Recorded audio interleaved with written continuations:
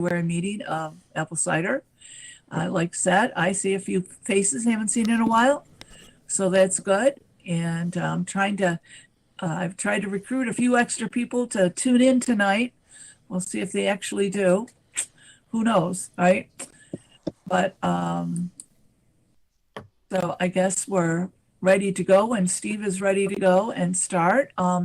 Lyle, were you going to give your presentation first, right? Or did you want for like Steve, did you want to do Q&A or any of that first, or just let Lyle start? So Steve, I'm good for any time. I'd like to be out of here by 9 or quarter after 9, but anytime between now and then is at your discretion. Okay. All right. So it looks like the YouTube stream is up and running. So,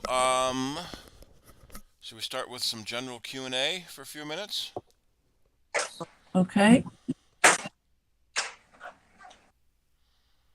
Hey, Steve, I have a question on mine. When I was doing my taxes, or anyways, I want to fill out a form, and I click on it, and I get the box that says reload, shift somewhere else, and I can't get rid of that box, to put information into a field. You know what would cause that? Usually a programming error at the other end. Can you quit the browser and get the box to go away and then restart it again? Well, what I do is click somewhere else on the screen and come back to the box and fill it up. It happens on different programs. It's just a little annoying sometimes. What kind of box is it? Is it a form from the other end? No. It's like the computer tells me, do I want to reload? Do I want to search for that word I clicked on? You get a box that says continue, and you put it over, hit it, and the box comes up. Do you want to reload the screen? Do you want to, search for that word, information? You're hitting something that caused that to happen. I don't know what box that is. It just appears out of nowhere. Strange. The reload the website is Command R. I think Command Option D is look up. But maybe I'm hitting it with my mouse. I'm having trouble, controlling my mouse. My hand doesn't work too well anymore. But if I hit somewhere else on the screen, that box disappears, and I put information in. Yeah, it sounds like you're hitting a key combination that's. It's doing something telling the computer to do something. Yeah. Okay. Not sure quite what it is without seeing it. Yeah. Okay, thank you. All right, Rick, you had a question? Yes, I recently moved Carol from what is it? Monterey over to Sequoia. And one of the problems in Sequoia is that secure notes that used to be like a part of passwords, they don't transfer at all. So I'm wondering if there's a way to do that in bulk. Notes are part of notes and passwords are part of passwords. I didn't know they were supposed to be combined. There's something called secure notes within in the notes Monterey. In the notes program. No, it's a part of your keychain. If you go into your keychain, you can say, I want to have a secure note. Yes, okay, that's not, okay. So yeah, that's a very old service, and they should still be in the keychain. No, they disappear once you move to Sequoia. You open the keychain and they're not there? They're not there, no. Huh. It's a deprecated feature. So you're supposed to use the notes program to make secure notes. Yeah, well, I need a way to transfer them over. Copy and paste? That's one at a time. Yep. She has a lot of them. Drag and drop, maybe. Can you select all at once? Well, it's going across systems to do that, but maybe. Let's see. Here's someone that's trying to do it from a post 4 years ago. No replies. Yeah, he said copy and paste works, but How else do you do it? Well, maybe she could do it as she needs them, or pick out the most important. Well, that's kind of where we're at right now, but I was hoping that maybe Steve knew of some nifty utility that would just do it. No, I never use that feature, and so yeah, my computer. Am I on Sequoia yet? Yeah, I'm on Sequoia, and I have secure notes in the keychain. So they should have stayed. Which keychain did you look in? All of them. Okay. Because my secure notes are still there as part of my login keychain. And they're dated 2017, 2018. So it should have stayed, so that sounds like a bug. Great. I can select them all at once. And can I drag them somewhere? Yes, I can drag them to the desktop. And where did they go? I don't think they went anywhere. Trying to drag and drop them from one place to another. How about export?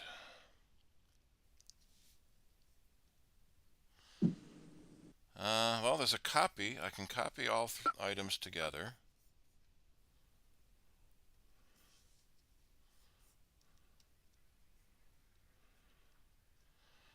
But I don't know where to paste them.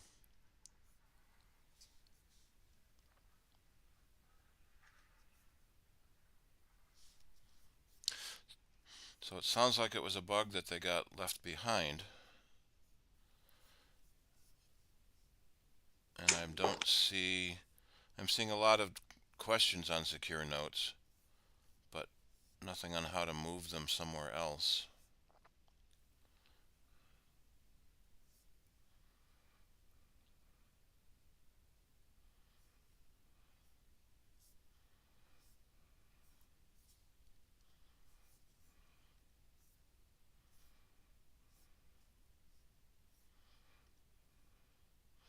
A lot of people want to access them on their phone, and you can't.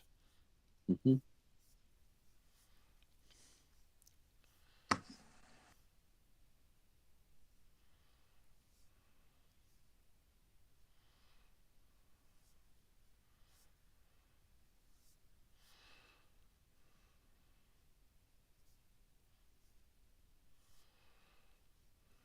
Notes will sync to your phone, but not keychain notes.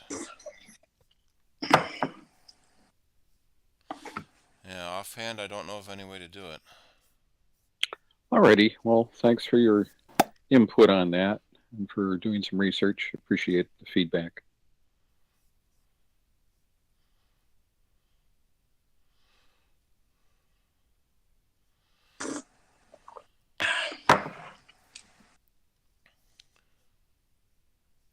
You could try, well, depends.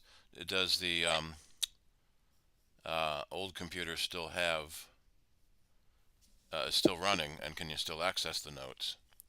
You could use Yes, that's the only saving grace at the moment. You could use screen sharing and try to drag them between keychain on the one screen and keychain on the other screen. Alrighty. Okay, thank you for that. Sure. Alrighty. Charlie, do you have a question? Just the usual one. On the YouTube stream, if you can raise your volume a little bit, it would help. The audience is fine. All right, get back to sound and output. Input from the headset. All right, we'll raise you up a little bit, and hopefully it doesn't start blasting away. All right, now I'm getting into the yellow. We'll see if that's good enough.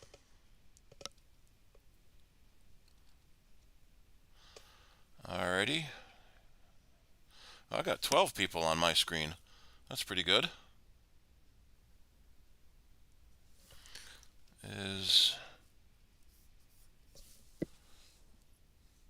Thank you. I Does think anybody else have more than 6?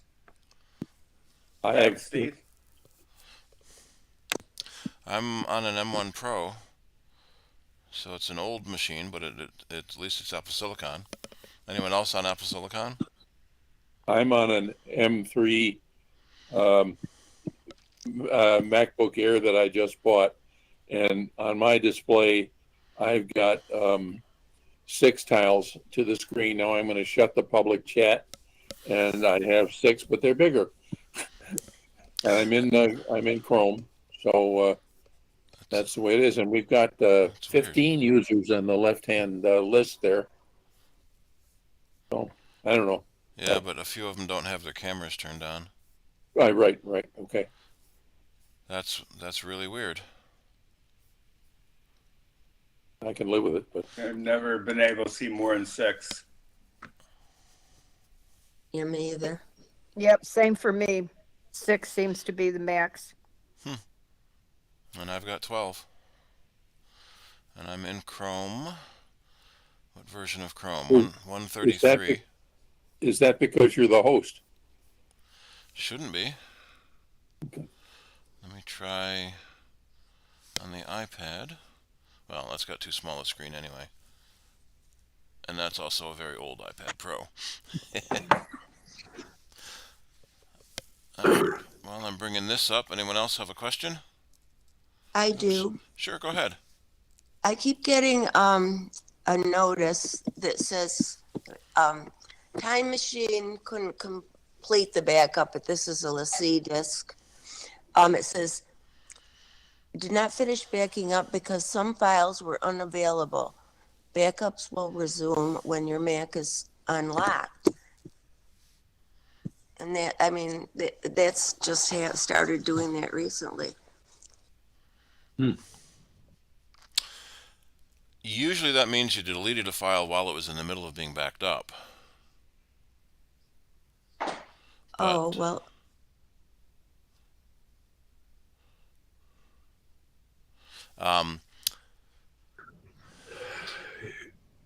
And if the screen lock, you may need to go into your system settings and turn on, what's it called? Power nap, so that it can back up when the screen is locked.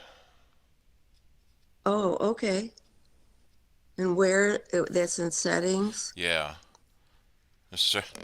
No one can find where anything is in settings anymore, so you just search for nap. And Okay, yeah. And it will find it. Okay, all right. Yeah, my iPad, I only get two windows.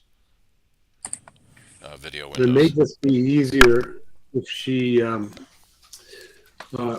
reformats the drive and just starts all over again. Yeah, that's kind of a last resort, though. Yeah, because I would lose everything, right? Yeah, try doing a backup now while you're on and using it, so it doesn't go to sleep. Okay, you know, yeah, it is, it's backing up right now. It backs up every hour, I think. Yeah, you can set that to be once an hour, once a day, or once a week, is it? Or manually. Yeah, what do you suggest? Well, it depends on how much you don't mind losing. If you don't mind losing a week's worth of work, you can do it once a week. I see. At least, usually at least once a day for people that do a lot of work. Once an hour, if it's you're like a small business who, if you lose an hour's worth of your business sales, that would be terrible. Yes. I just leave it as it is, except I wondered if that's what was causing this message, error message. It shouldn't be. Okay. All right. I will look for that power nap.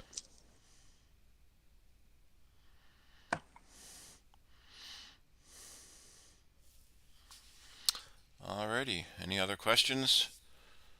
Yeah, Steve, Yep. I was in your shop the other day and I had mentioned to Jackie that my contacts, all of a sudden, recent contacts have like 6 or 7 duplicates show up in the contacts all of a sudden. And this was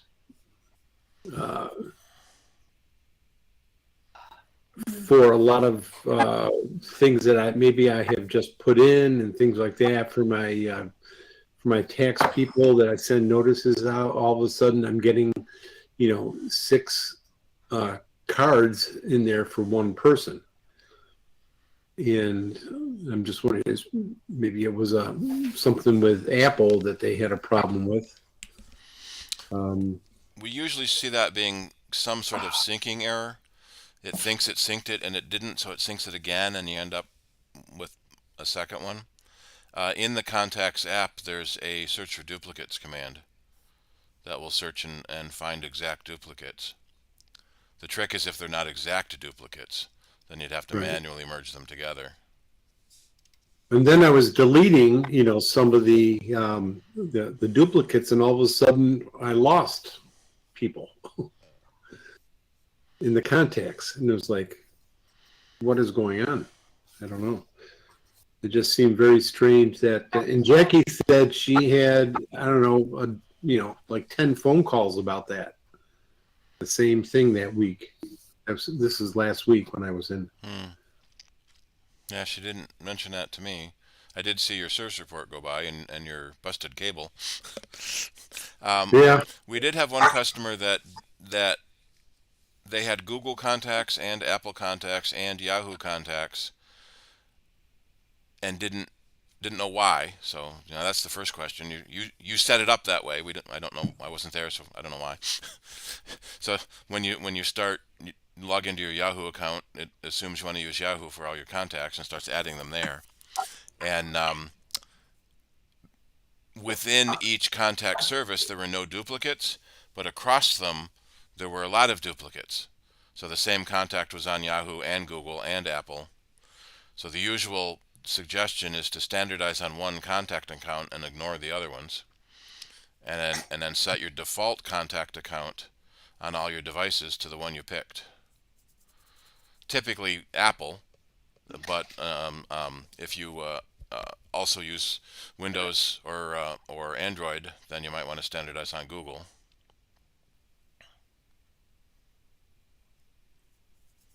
I wonder, when you were deleting a duplicate, it jumped up and then you clicked on one that wasn't a duplicate, and by the time you got to the delete command, it had selected one that wasn't a duplicate because it was still catching up to a previous deletion.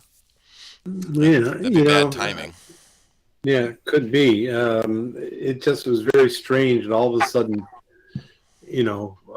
like 7 contacts of the same person just showed up when I just deleted them all. That may have been, well, it almost certainly was some sort of a syncing error, and it may have been a display error that they weren't the same, and when it finished syncing, they would be different. And so when you deleted one that looked the same, it was a different one. The whole contact syncing has been a mess from the beginning. It's never really synced properly. Tell me about it. So that's one of the reasons they added previous recipients in the mail program. So in addition to looking in your contacts, it also remembers everyone you ever sent an email to that isn't in your contacts. And so when you're typing an address in mail, it will look in previous recipients as well.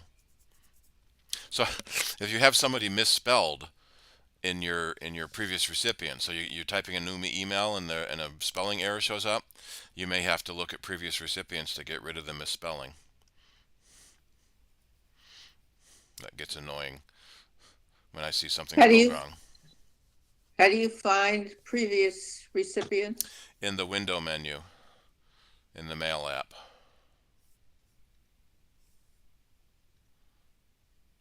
And if there's a little silhouette icon next to their name, that means they're also in contacts. Oh.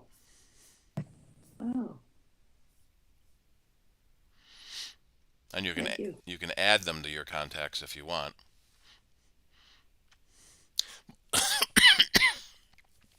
Excuse me.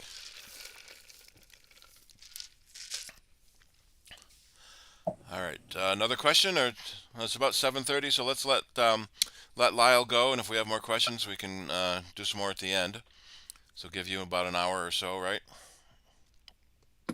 Until you get bored or I run out of material, whichever comes first. Oh, I haven't checked the validity of it yet, but apparently some judge denied Elon Musk some, you know, contract or something he wanted. So he published the judge's daughter's name, address, and tax forms that he had stolen from the IRS when he had access. It may have been the I judge. could believe it. May have been the judge that said he wasn't supposed to have access to tax forms. Which would be accurate. Yeah. So you want me to click this little icon down here that says share your screen? Yep. And then if you share just the window that the presentation is in, then we don't see the rest of your screen. No, I got to figure out which window that is. Yeah, they give you thumbnails, but they're all too small to read. So what do you see currently? Nothing. Oh. We don't see anything until you actually start sharing it. So you got to pick the window and Oh, then we hit already the start clicked the share button once. Right, then you pick the window you want to share and hit the start share sharing. this window. Okay, there we are.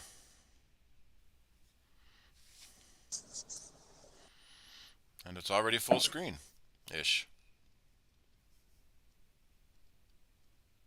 Now, since I have two monitors, I'll bet it put the full screen on the other monitor. We are seeing the full presentation window. We're not seeing the notes or anything.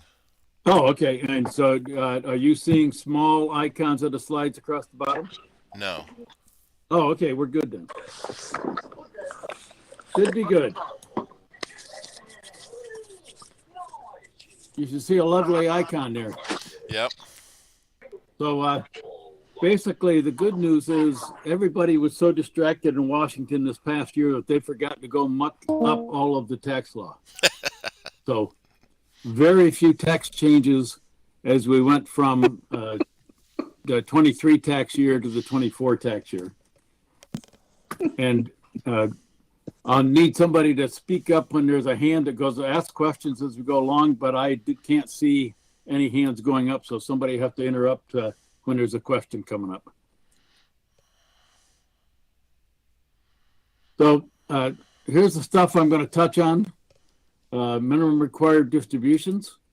For some of us that are starting to add up some years, those start to play a bigger impact to our tax returns. Some of the items that have gone away that we either liked or didn't like when we did our taxes. Some of the strange oddities with the security pins, essentially the identity protection, personal identity numbers. As I said, there are a couple oddities on that I want to touch. The interesting aspects around healthcare worker bonus that might impact some people. Definitely Medicaid waiver payments. Some interesting things around that. Some flexibility. If you have something come up that you can get at some of your IRA money without a penalty. Then we'll dig into a little bit around energy credits, long-term care insurance. Make sure you don't miss some real opportunity for New York State. Nursing home credits, here's a biggie. If not for you, in some of our cases, our parents getting into nursing homes, and this is one that gets missed a fair amount. Changes continue to roll in on the 1099-K. Importance of taxpayer advocates. There's a thing called FSA that might interest some folks. And finally, how do you find a site? So let's dig into some of these. MRDs. Essentially, most are aware, especially if you worked for a company that had a 401k or you were able to put money away in an IRA, you could put money into them without having paid the taxes on it when it went in. And then when you pull money out, that's when you pay taxes. Well, at some point, government realized, hey, wait a minute, if they don't pull the money out, we don't get our taxes. And through inheritance, it could go elsewhere and we'd never get it. So they've been raising the age of which this occurs, but right now, those who turn 73 in calendar year 25 have to start taking money out of the MRD. That's essentially, that forces it onto the tax rolls. It forces you to pay income taxes on the amount of money that you pull from this. For this year, essentially, that ends up being 4.05% of what you have in the IRA. So if you have $100,000, that means that you have to pull 4% of it out. So you're going to pull about $4,000 that's going to be taxable. People that haven't planned for this a few years ahead of time end up with a shock the first year they hit it, especially if they haven't needed it to live on and they have some sizable investments and sizable IRAs. All of a sudden they walk in, Ken and I are doing their returns, and they look and say, what do you mean we owe $10,000? Well, you pulled all this money out of your, so this can be a nasty surprise for some folks. By the way, you'll notice this is a complex formula. If you're really that interested, you can go look it up. But basically, it looks at your current age, and it factors in your life expectancy and, I don't know, maybe the phase of the moon on top of it, to come out with, here's the percentage that we want you to take from this. We don't want the money to run out before you pass on. But on the other hand, we want to make sure we're getting a decent chunk of it. You will see that it's showing at 73, the 4.05%.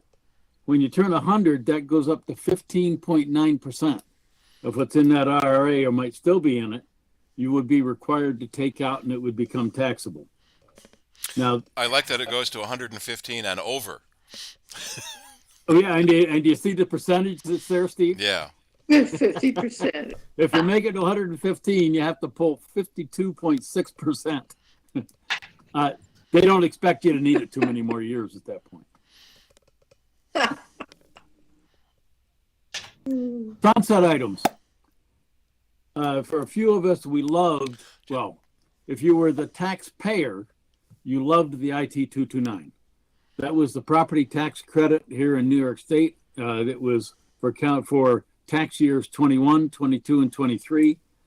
Basically, depending on the amount of property taxes you were paying, as well as the your income, you could get up to $350 back from New York State as sort of a refund. They said, oh, geez, we're sorry, you shouldn't have had to pay that much as it relates to your property taxes.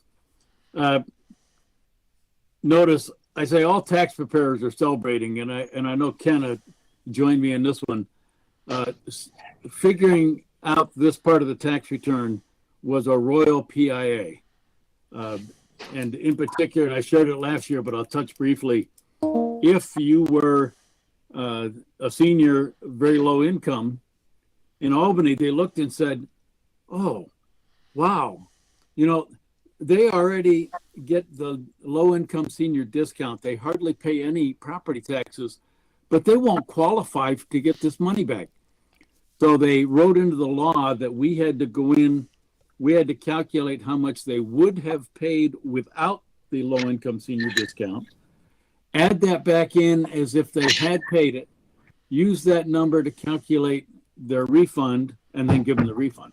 So it was a lot of fun across school districts, across towns, across.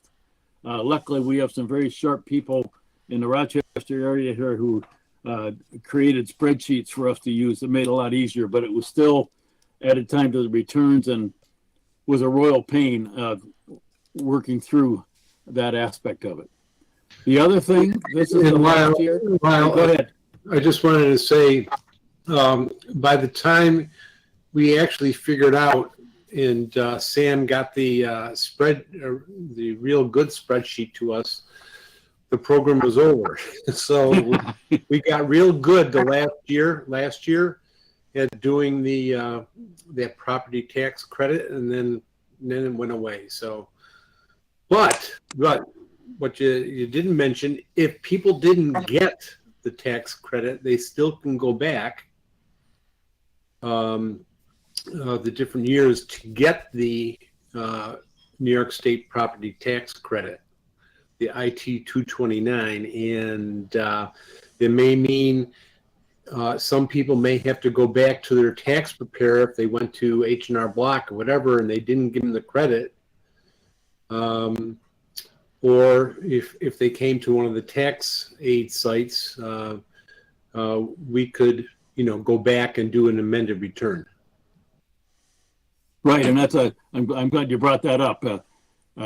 Certainly, if you received it in 23, your tax situation hadn't changed much and you didn't get it in 22 or 21, you ought to be looking at that because you can go back 3 years with an amended return and get that resolved. I will admit the first year, especially to the point Ken was making, between understanding especially how that low-income senior discount worked, we ended up going back and doing a lot of amended returns specifically for this item and getting a lot of money back for our tax preparers, our clients. And especially when people went to tax preparers that didn't do this, and then when they came to the AARP sites, we said, wait a minute, you should have gotten it last year. Go back to your tax preparer who did it. They should do it for free. And a couple people they did, and the tax preparer did redo that credit for them. Yep, I will candidly say that I've been surprised that the clients we have coming in, I won't throw any paid preparers under the bus, but we've had them come in from some big name tax preparers out there. And I've been surprised at the fairly high percentage of errors we find in those returns coming in. So Lyle, where would that be on what number on your tax on your taxes there? Or is that that's a separate form though, right? Well, it is a separate form. If they're in the order that New York State wants them, it'll actually be the last 2 pages in your New York State tax return. It'll also be on page 4 of the IT 201. Page 4 is where tax credits come in, and this is where it would be listed. Okay. Thank you. This is also the last year of the, kind of funny to say the last year of the first time, but the last year of the first time home buyer repayment program. You may remember back in 08 when everything went into tank, the home market went, really bottomed out. And so to try and encourage that and help first-time home buyers, they essentially would provide you would call it a grant or a loan up to $7,500 to help them towards their down payment to help them get into that first home. And then they had essentially 15 years to repay that. Well, this is the last of those 15 years. Luckily, our software has gotten better. Again, when clients come back to us again, our software has gotten better to alert us to, hey, this was in the previous year's return. Again, this is something that we've had a few returns rejected for. The client forgot they had it, a new client to us, so we didn't know they had it. When we go to file, the IRS does a real quick check on this if you're doing an e-file, and they would bounce it back. But this is the last year for this. And we'll be moving on to some more fun and games next year, I'm sure. Oh, okay. Then I have a question again, Lyle. Yes. My son bought a house this past summer and he got a grant for it towards the down payment. Is this sort of what you're talking about? No. Oh, no, this was back literally 15 years ago. Oh, okay. Well, then forget it. Right. Yep. Now, the thing that was really confusing to people is that there was another program that lasted 1 year where they literally provided tax credits to people to buy a home, meaning they got the money and never had to pay it back. Okay. Wow. But this was the first time home buyer repayment program, and that was 15 years ago and haven't been seen since. Okay, well, he would have been 10 at the time. I don't think he bought a house. Yeah, probably not. He did get some sort of first-time home buyer credit. Identity protection, personal identification number. And by the way, and it's not just the IRS. Everybody likes to float around their PINs and their personal identification. And this, I know if you use TurboTax, you get to the end and they tell you this is your PIN. Those are all different than this. This is a number. The program initially started with those taxpayers where their Social Security number had been compromised, and especially if somebody had tried to file a fraudulent return in their name, the IRS then assigns them this identity protection PIN, and they renew it. Essentially, they create a new PIN every year, and it gets automatically mailed to the taxpayer every January. So this was for those where it was assigned by the IRS because they indeed had an identity problem. So then they said, you know, this is a great program to help protect people. Why don't we make it voluntary? So then they allowed people to log into the irs.gov site, and you can go request a voluntary protection PIN. And again, you would do that in early January. You get the PIN. And oh, by the way, it serves its purpose. If you have one, you don't put it on your tax return, it'll bounce back pretty quick. But the downside of the voluntary one, when it was first set up, was, oh, by the way, they didn't automatically send them out. You had to keep requesting it every year. But since you had signed up for it, you had to get one every year. Finally, this year, they've said, you know what, this is causing people a lot of grief.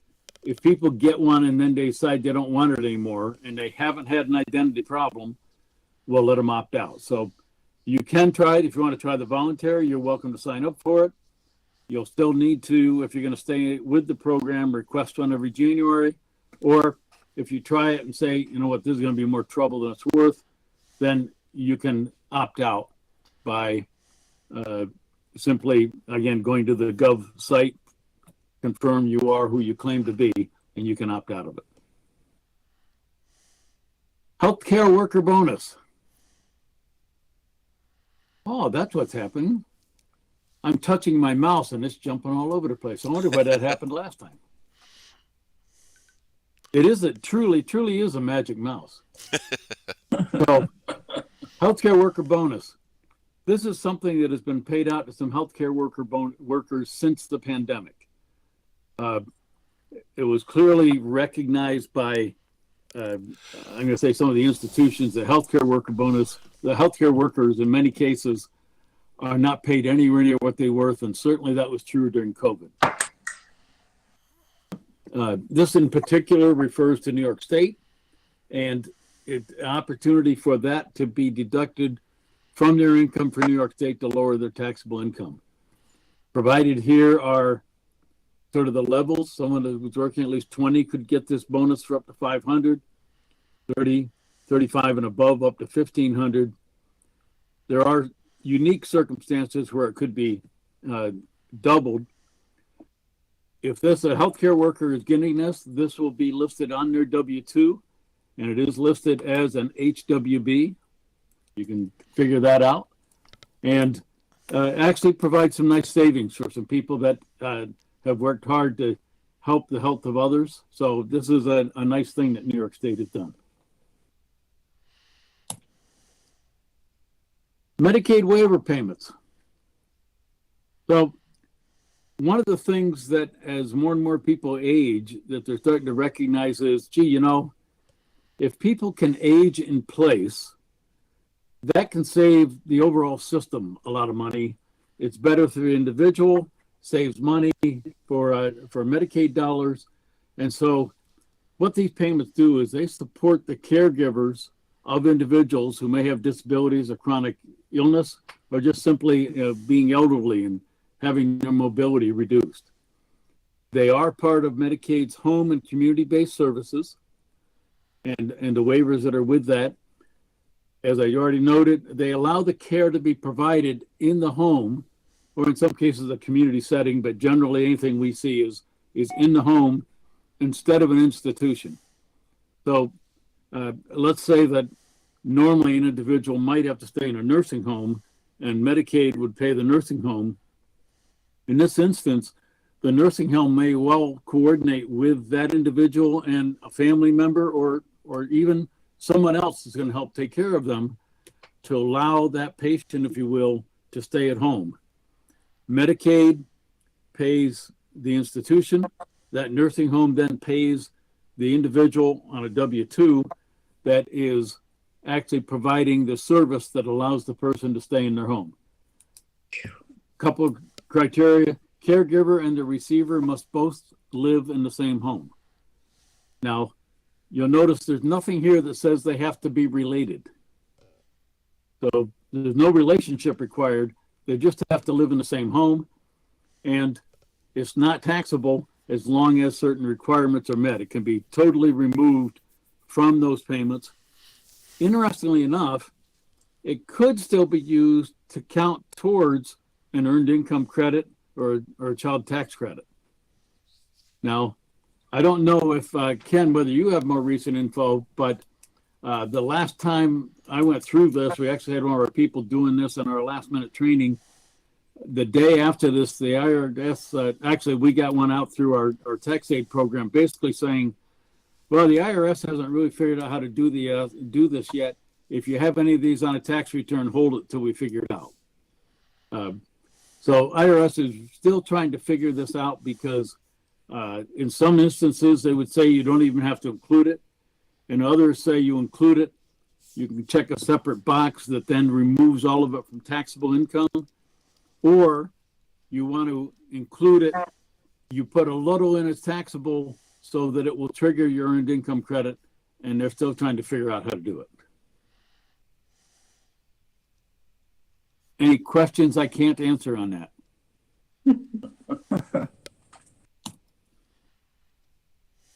Early IRA withdrawal waiver. Now, this could be of interest to several. It's new this year. If you're not if you're over 59 and a half, it doesn't matter. You have full access to your money without a penalty anyway in terms of IRAs. But if you're not 59 and a half yet, and something came up that you really need to get at some of that money, the first $1,000 is exempted from the penalty as long as it's used for a personal emergency. Now, if we were in person, somebody would put their hand up and they'd say, well, what's a personal emergency? The answer is, it's whatever is defined by the taxpayer. We have not been able to find any criteria on what constitutes a personal emergency. So if somebody needs it to get at that money, they can do that. It's exempted from the penalty. Notice, taxable. No penalty is assessed, but it's still taxable because it's coming out of an IRA. We did. Energy credits, those had sort of died down.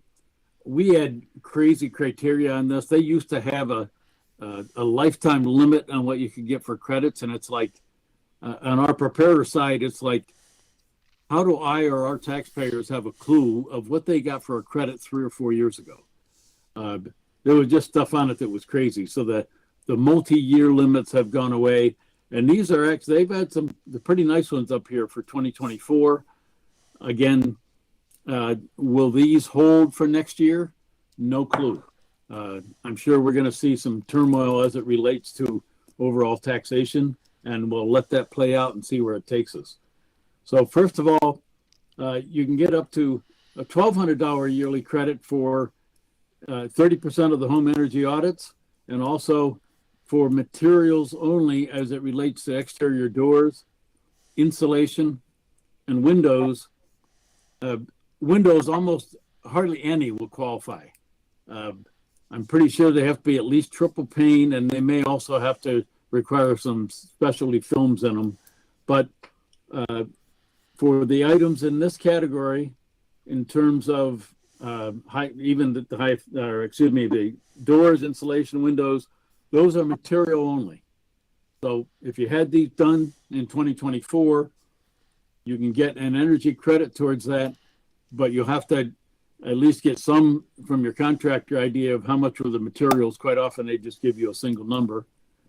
when you get to look at high efficiency air conditioners, furnaces, boilers, these include both labor and materials. Again, significant says you can get up to $1,200 yearly credit back on in this category. And then you can get up to $2,000. And a matter of fact, I actually did a return where the client got $2,000 back in their 24 taxes because they installed essentially a full house heat pump, so provided heat and air conditioning. It was almost a $14,000 unit, but they're getting $2,000 back on that. Interesting, couple of interesting things here. One I skipped over that I can't explain. Notice in this other earlier category, this includes the replacement of a main panel box of 200 amps or greater.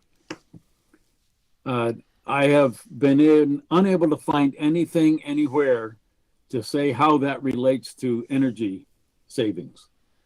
I can understand if that were done in conjunction with maybe installing a heat pump because of the additional power drain, but no clue how that relates to energy savings. But there it is. If you had a new service entrance installed last year, don't miss it. The other one, and I had one of these last year, notice this says biomass stoves. I had someone come in last year. They said they were pretty sure they're qualified for the credit. And I said, well, no, it's just a wood stove. No, it wasn't just a wood stove. It was a pellet stove. Pellets are considered biomass. And so biomass, the stoves, pellet stoves typically have catalytic converters on them. They are indeed very high efficiency, but it was interesting that pellet stoves are considered biomass and therefore qualify for this credit. Any wood stove should be biomass because wood is biological. You're absolutely correct. Of course, most of those won't have the real high efficiency, and yet there are some that would take a regular chunk of wood, provide high efficiency, but they don't qualify under this statute. Just jump in, Ken, if you have a point. Yeah, I just wanted to make the point that the IRS is looking to, I guess, in future years, have a list of windows and furnaces and all this stuff that is approved. So right now it's like they're taking your word for, yes, the windows meet the criteria, but in future years there may be a code or a list that you have to look up to make sure that what you are purchasing will actually qualify for the credit. So right now, just make sure that you have your documentation, and also for the envelope stuff where it's only materials. A lot of contractors, we're already seeing it this year, a lot of contractors are just giving one price, and they haven't broke down the labor and the cost, and so they're having to go back to the contractor, and usually the contractor is saying, well, just figure 50%. And so all we can do is say, okay, if that's 50%, we'll take 50%. Right, excellent point. And there will actually be, as he points, they're tightening it up for next year for a number of these. There will be a specific code that will need to be entered.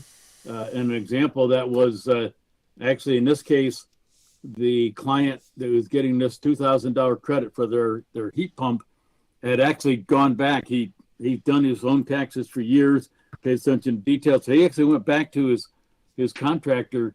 Number one, he made sure that they were installing one that would qualify, because the first heat pump they were going to give him was not at the SEER rating that was high enough. And then secondly, he made sure that he got the code.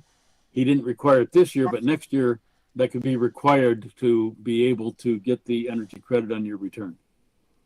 Yep, excellent point. Thank you. We've touched on this one in the past.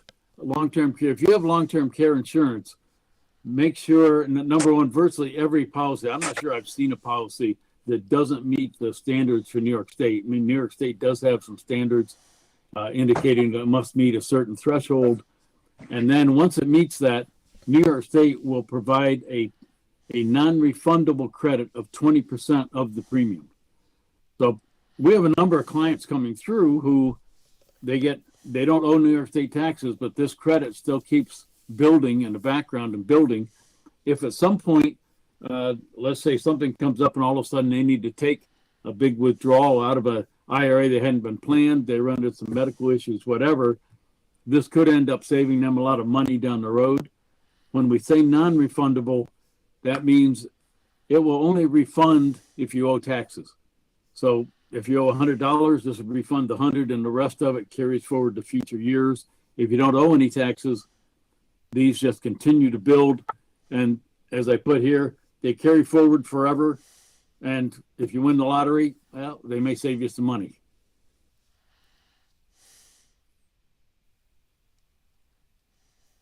Nursing home credit. This is a biggie. And sometimes we have to have our clients have a bit of a struggle going back to the nursing homes. Most of the nursing homes that we've seen charge at either 6.5%, 7% taxes on the bill for the clients, those that are staying at the nursing home. New York State will refund 6% on the New York State income tax, and this is refundable. So per that previous discussion, what that means is they don't necessarily need to owe taxes to get this money back. They do need to have a statement from the nursing home that clearly itemizes the taxes paid. So they can't just say, we can't just get, and there's a bill for $120,000 and then say, oh, okay, they must have paid 7% of that, must have been taxes, and back calculate. They need the itemized bill. But with that in hand, in this example, if they were paying 7% on the total bill, this is what they may well have been paying in taxes to the nursing home. New York State, they're going to get a $7,200 refund. Well worth not missing.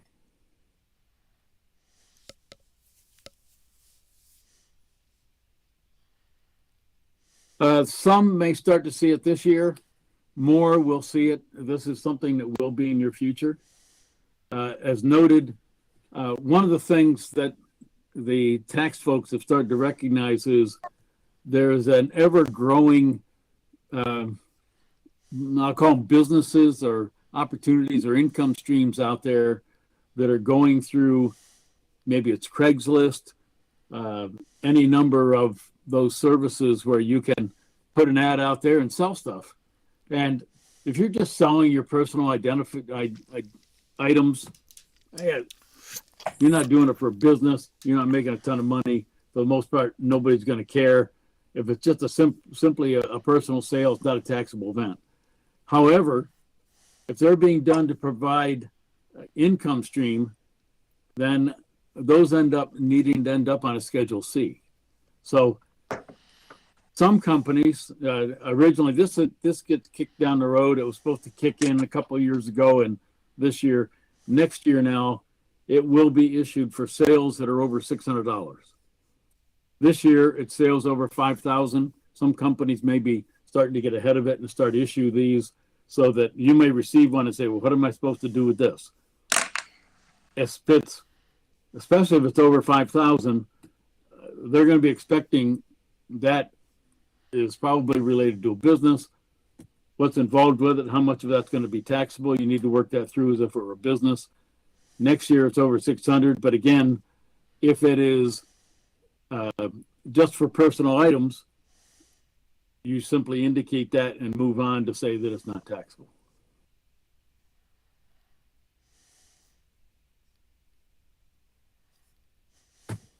Don't miss the screen. Everybody feels the IRS is the boogeyman, and New York State Tax Department is probably not too far behind. And when you start to look at the complexity that's in the code, you start looking at some of the situations that are out there. It's not too hard to picture how things can get all mixed up and end up sideways, and people get frustrated and they have trouble getting the phone answered. So Taxpayer Advocate is out there specifically for what it says. This is where you go if you can't get it resolved elsewhere. It doesn't say it's your first stop.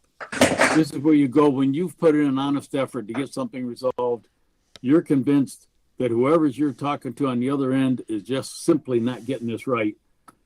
For the IRS, you would call this 800 number, New York State. That's the email address you would go to. An excellent example that I have on this one, and by the way, I've referred over just the past probably 3 years now, I've referred 3 or 4 people, and they have all come back to me with compliments on this being a great service. Things got resolved. They're stress-free at this point. An excellent example here was a gentleman through my one site. I've done his taxes for easily 10 or 12 years. He went through an unfortunate period where within a 12 to 16 month period, he had both of his sons pass away. He ended up having, they didn't necessarily, neither of those were expected. So now he's got unexpected estates to deal with, their final tax returns. Then they started getting names mixed up between the father and the son, and did they file, didn't they file? They requested paperwork. He provided all the paperwork. They still couldn't get it straightened out. And finally I said, you know what, you've tried hard enough, you've gone long enough, call this 800 number. He did that, and within 9 months it was all cleared up. So keep track of this one. If you get sideways of something and they just don't seem to get it, this is a great service that'll really help you through that. I had also read once about if you owe on your taxes, don't put it on your credit card, because the IRS has their own tax repayment plans that often have much lower interest than credit cards. Is that still true? The answer would be yes. The directive is every once in a while we run into someone that has, they just get blindsided. They never dreamt they were going to have to owe this amount of taxes. Sometimes they should have seen it coming. Other times they got truly blindsided.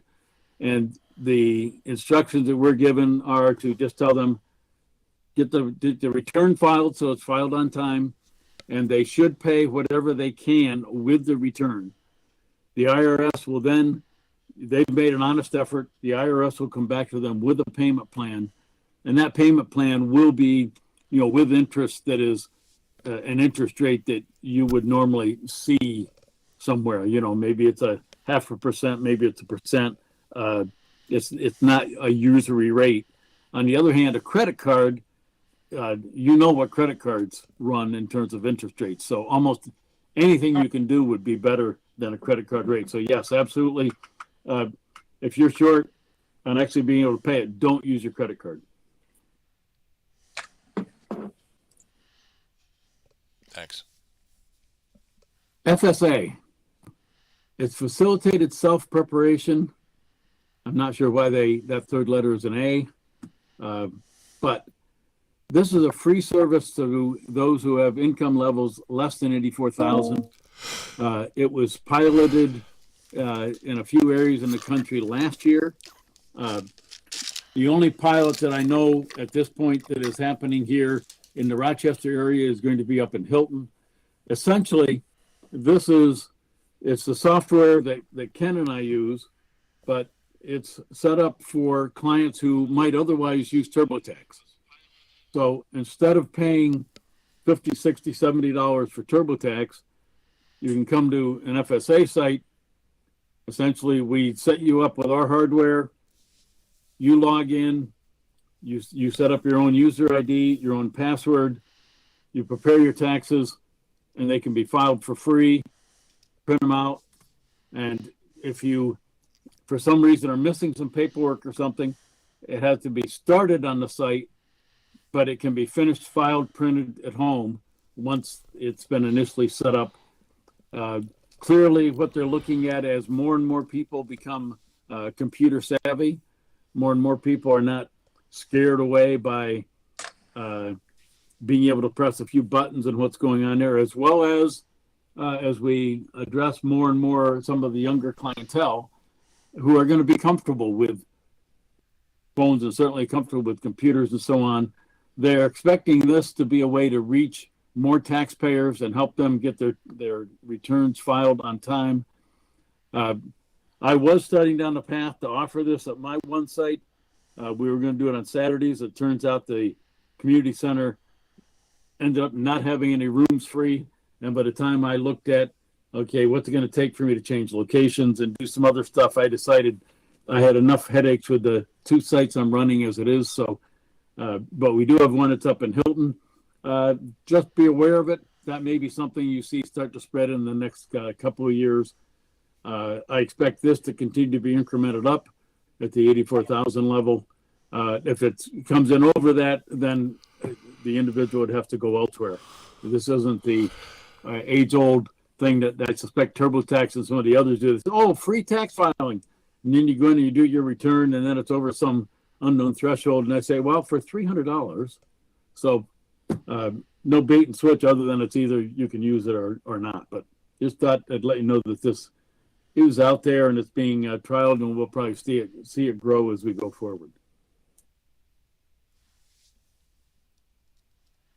Basically, if you go into any kind of browser and you do a search, if you search TaxAide locator, that will give you within 1 or 2 clicks, take you to a screen very much like you see in front of you now. This is showing within a certain mile radius here of Rochester where there are sites.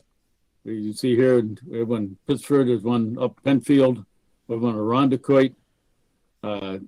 So we actually have one down in Canandaigua at the Wood Library. We have one in Livonia, up here in Gates, Greece, Hilton. So if you're looking for a place, now I will also say, we're already middle of February, so I know that, that's in there. Webster isn't on here, but Webster is fully booked. Gates is fully booked. Greece fully booked. I'm almost fully booked in Chili. I've still got quite a few yet out in Riga and Churchville. Spencerport's fully booked. I think Hilton is close to being full. So it doesn't take us long to fill up. We do have feedback from the IRS that says our services in terms of AARP tax aid across the country have a significantly higher quality rate than they see from professional preparers. Now, there are a couple things behind that. One is we always work in teams. So if I come across something I haven't seen, somebody else on the team I'm working with is going to be familiar with it. We're going to be able to figure out how to get that done and get it straightened out, as opposed to some professional preparers that they're a house of one. And so they may not have that same luxury. The other thing is we have a limitation on scope. There are areas that we say, you know what, this is outside what I'm trained on. You're going to have to go to a paid preparer. So the most complicated returns we probably don't have to face, although we get into a fair amount of complexity, especially when people have a number of 1099-Rs and some of the other things that are out there. But if you're looking for a service, here's where you can find it. Lyle, if I can just jump in. For those of you who don't know, Lyle and I both work for AARP, the Tax Aid Foundation. And 4 years ago, Lyle was here presenting, and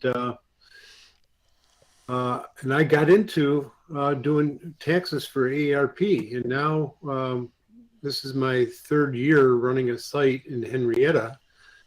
And I don't know how I got that, but they just ask you, hey, you're new. Hey, how would you like to run a site next year? It's like, I don't even know what I'm doing now. Oh, don't worry, it's easy, and and yeah, okay, and then find out that it's a lot of work, but it's fun. But I'm the LC over in Henrietta, and as of right now, and I'll know tomorrow, we have 10 appointments each for each time slot. We have 5 time slots, and we just added another slot for each hour for the rest of the year. So I will know more whether Henrietta is full by tomorrow, because things all over the county have been filling up at all the AARP sites. So if you haven't done so, and if you want to get into a site, contact one of the sites, maybe Henrietta, and we may even be able to add some more slots as we go along, because we have a lot more volunteers that are gearing up, and so Henrietta may be a place that in a couple weeks, if you don't have a place, give them a call, and we'll see. But spots are filling up quickly.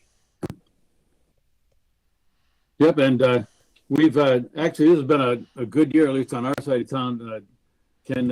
We picked up in the last training cycle 2 or 3 new counselors that are starting to work with us, and so far they're coming to speed quickly. And similar to yours, I've been adding some slots in terms of the returns that we have, that we can do both in Riga, but especially at the Child Life Community Center. So I know there's still a few openings there that we're in the process of filling. And in Henrietta, we are Thursdays until April 10th. Yep, we do. We're doing them. Our last day will be April 11th. So what else people have for questions?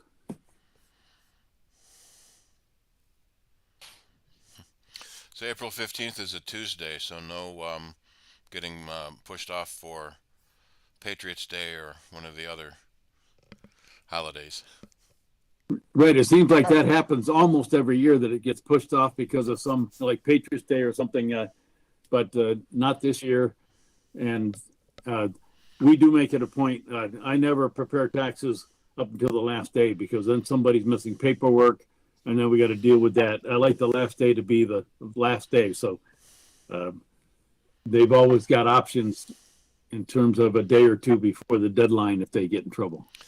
I always like the live news reports from the Jefferson Road Post Office of people going in, at what, 8:59 before the deadline, and getting their request for extension stamped. Well, and back in the day, they actually used to run into issues with, they used to have additional staff on at the main post office down in Henrietta, and people would come through at, 11:30, 11:45 at night. Yeah, just so the postmark was on the right day. So the postmark was on the right day, right. So that's all I've got for this. Anyone get their return yet? You're that early? The problem with a lot of returns, especially the first week, if you notice, if you have brokerage statements don't come out until sometimes, I know ours for our club that we have, investment club, won't come out until February 28th. But people are coming in now wanting to get their returns done, and we say, okay, we fill out the return and say, when you get the form, come back in and we'll just plop it in and finish it up. But that's always the thing. People want to get their taxes done early, but they don't wait until they get all their forms, especially the brokerage forms. 1099Bs. Right. We had an unusual day today, Ken, in Riga. We had 26 clients. They all showed up, and they all had all their paperwork. Wow. What? Find some wood. Wow. What happened? You've just blown it for the next 10 years. Yeah, what's in the water there? What do you? We do. Yeah, obviously, I'm sure same as you do. We have people pick up their packets ahead of time, and we emphasize the need to have all their paperwork. We have volunteers who make calls anywhere from 2, 3 days to a week ahead of their appointment to say, okay, you have your appointment on this day, and you have all your paperwork. Have you gone through the booklet? Have you filled it out? Have you looked at your list? And if they occasionally those callers will indeed identify, yep, they're missing some critical paperwork. We tell them, hey, go reschedule, and then we have another slot that we can fill in with somebody that will have the paperwork. As we get later in the season, I usually keep my last few days light so that I can use those to fill in for people that are going to need it. I got a kick out of one of my mortgage statements.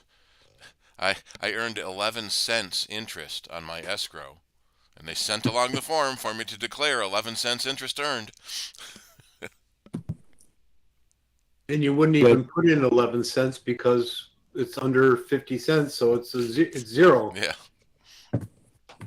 Right, yeah, everything gets rounded to the nearest. Yep. Well, thank you. That was really informative. Yep, glad to help. And, Kenzie, on a regular basis, either one of us, you run into any tax questions, please, nobody should hesitate to reach out to us. We'll be glad to either answer it or we'll find a way to find the answer. We have a lot of resources available. Any procrastinators that haven't started yet? At least collecting your forms. Right. And I think that's what Lyle said was very important in that we have, in all our sites, we have a lot of people with a lot of different experience. And even people with experience doing the returns, they always run into something, and we get together with a powwow. We say, okay, well, what's this and what's this? We bring other people over, and in the end, we get it right.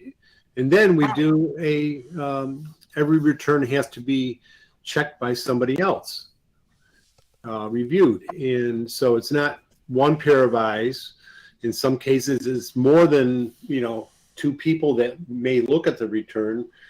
But I think we do a really good job of getting the returns accurate and filed on time. And if something is rejected, we know how to get the rejection fixed in most cases. And sometimes it's quote unquote not a legitimate reject, and it ends up being a criteria around e-file that, yeah, the return was right, but it can't be accepted e-file. One of the things we run into along that line is if one of the 2 spouses has passed away, so let's say they passed away in January of 23. I should say, January of 24. So now we're doing the taxes. We file it. Yep, they're deceased. We file the tax return indicating they're deceased. You go to e-file, and it bounces back and said, hey, you can't do this. You're filing a return for a deceased person. Yeah, that's why we marked on the form they were deceased. That has to do with the IRS systems and how they're hooking up with the Social Security systems. And there's a point where if it's past a certain age back, then the way they're syncing up, it ends up triggering a reject. And the solution is you just simply mail the return in. So we do have a couple minutes. Let me share one other thing here when we say we have good reference materials. So I think, Steve, I just click my share button again, and then it'll tell me what to share. Yep. So let's share. Yeah, I want to share a window. No.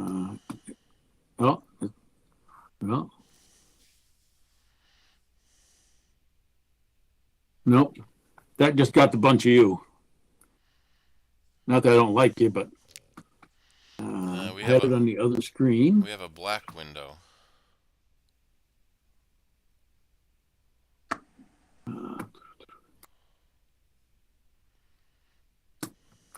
Let me try this again. Share. I want to share a window. And this is coming up on your images right now. Yeah. You may have to scroll in that window to find the window you want.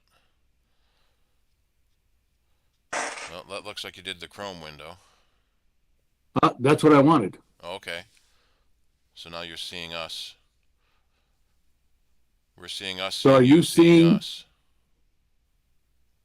You're not seeing a colorful table? No, we're seeing the lounge window. So you're trying to share another Chrome window? Is it a window or a tab? Trying to share actually, the mastermind is in Safari. It's not in Chrome. Okay. You're seeing Chrome because that was a window behind it.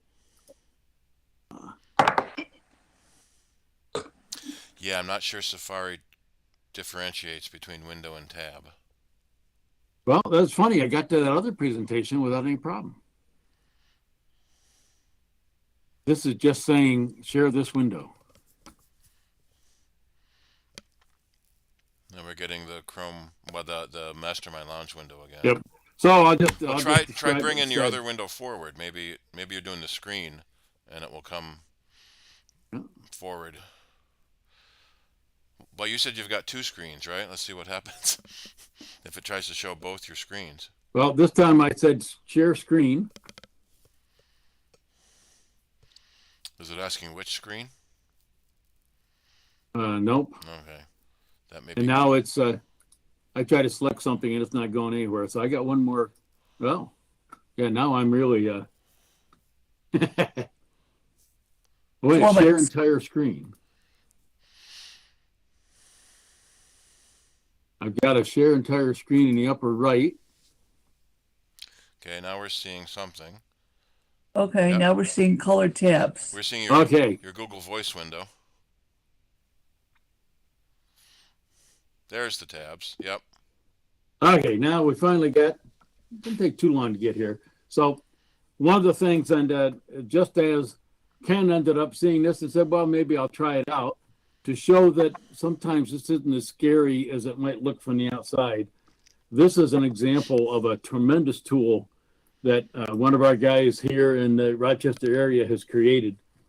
And so what this has is these topics, as you look down through here, if you're familiar with your 1040, with your federal taxes, you'll see these are all things that end up going into your federal taxes, from wages, interest, dividends.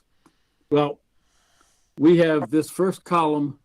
These are where it says NTTC. That's the National Training Team, essentially, for the nation. They create slides on all of these topics to help with the training and how do you do it. We have specific help from our tax software. That's this column. This is a training guide that's created nationally, as well as a reference guide that is just fantastic, etc. Each one of these squares, if you click on it, will take you to that topic so you can figure out how to enter it. As an example, we may want to look at 1099K. Okay, I've got one. What am I supposed to do with it? I clicked that cell in our reference manual, and it takes you right to Form 1099K. Here's what it's going to look like. Here's what they may come from. Gee, if you have entries in these boxes, put them here or put them in the other place. So this is a tremendous support tool that we have. And then it's also been enhanced for stuff that's going on within the New York State returns. Other links. Where's my refund for New York? If that's something you're looking for. If you really want to know how does that required minimum distribution calculator work, that link would take you to exactly how that works. That would work for you. The last, as Ken said, the last couple of years between reference tools and us knowing how to use them, notice in the lower right corner, property tax lookup by county. I won't begin to tell you how many people we had come in that, oh, I didn't know I had to bring my property tax statements. In many cases, we could go look those up So we were able to process them when they were in there. So That can be a little scary when you realize how much of this is public knowledge. well, yeah, some of these are specific to ARP tax aid, but the answer is yes. Well, especially when it comes to property taxes, the stuff that you can go in and log in, some of that, before you can get into it, you have to enter last year's, like the value on this line of the IT 201 before you get to it. But you have a lot of very valuable information out there. You had said something earlier about a program for people, the PIN, for people whose social security numbers were Yes. compromised. Yes. In the Experian breach, every single U.S. taxpayer's social security number was compromised. So, do we all get PINs? But they're voluntary now, right? Well, it was right. That was it was exposed. Yep, subtle difference there. I get. Yep.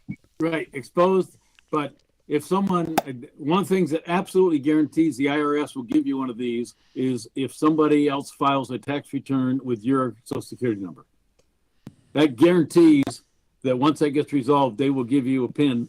And then, of course, we have the clients that come in. Oh, you mean I need a new one every year? Well, yeah, that's kind of the idea. That's how you get protected. Yep. Go ahead, Charlie. A couple of fairly minor points. Unless I'm mistaken, the breach you were referring to was Equifax. Equifax, yep, Unfortunately, Equifax and Experian's names are too similar, and everybody always says it was Experian. The other question I have for Lyle or Ken is the New York State tax form, line 59, sales tax. Now, in previous years, they've had a little table. Yeah, I haven't bought anything that was over $1,000 or something like that. In fact, the one time I did do that, I bought a bicycle from a guy in Brooklyn, and I had to contact him to ask him to put the Monroe County sales tax on the bill. So that was taken care of, because I had also previously tried to use the form where you entered large items, and it only had room for 2 or 3 and blah, blah, blah. But at any rate, they've always said, don't leave line 59 blank. Well, this year I've used a company called Online Taxes through New York State. So you go to New York State, and then you go to Online Taxes. And with my low income, I can file for free. And this year, and you kind of have to dig through their software to find the sales tax thing. And then in the past, there's been a table which, based on your income, would tell you how much you were supposed to pay. And I think it's gone from like $16 to like $11 or something like that. I think because more and more online merchants are charging the sales tax. And this year I tried to use that, and there were 2 links in their software for that table, presumably, and both of them went to 404 errors. So, Online Taxes filled in line 59 as 0. And I just let it go, because even if at my level and my simplicity and my finances, if I screw anything up, I don't think I'm going to do hard time. So do you know whether they've actually, yeah, Linda, I don't know whether they've actually just given up on that, or have you heard anything about that? Well, so right there are multiple ways to answer that question. When that first came out, there were all kinds of concerns of, oh boy, I better have something on that line. If I leave that 0, they're going to come and audit me and da-da-da. Well, what we have found in terms of experience of the past several years is I have never heard of somebody being audited for having 0 on that line. All right. I'm not telling you to do anything other, answer it honestly. I'm just saying I haven't heard of anybody being audited for a 0 on that line. The second aspect of that bridges a little of what you're referring to, Charlie, is if you're one of those rare people, since they increased the standard deduction, that could itemize, then one of the things that is potentially you can itemize on federal would be the amount of sales taxes you paid. Okay. But who's going to go through all the receipts and total up? That's where there is a formula that the IRS has published that says okay, for your county in New York State, if your adjusted gross is this amount, then you can use this equivalent value as what you had paid as part of your itemized deductions. Right. Now, that would be a much bigger number than the kind of numbers you were just sharing. In many cases, someone who is able to actually itemize, they either have very high medical expenses or a bunch of other stuff going on, then they're going to hit a threshold of taxes paid between property and the other of 10,000 on the federal anyway. But the answer would be, I have yet to have anyone come back to say they got a letter from New York State saying, did you really mean to have zero on this line? Right. And it's possible that online taxes modified their system so that that link only works if you are itemizing your deductions on your federal. I don't know. But I'm not going to worry about it. It was all just that you used to be a nuisance to end up doing the whole thing. And I don't owe any New York State income tax, except I had to write a check to Albany for like $11 or some dumbass thing. Yeah. Thank you. Yep. Okay, then. Well, I guess we're all set, Lyle. So again, Okay. thank you. Yes. Thank you, Ken, for your added insights along with it. So I guess next year we'll have you back again and see what's new for next year.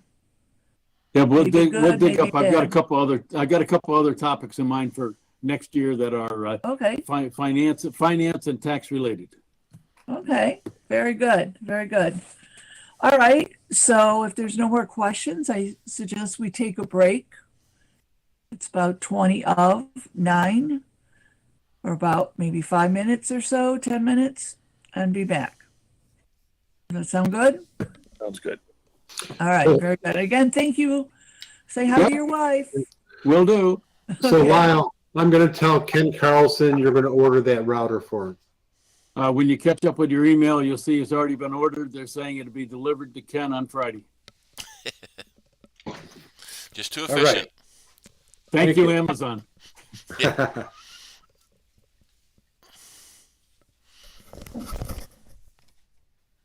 Oh.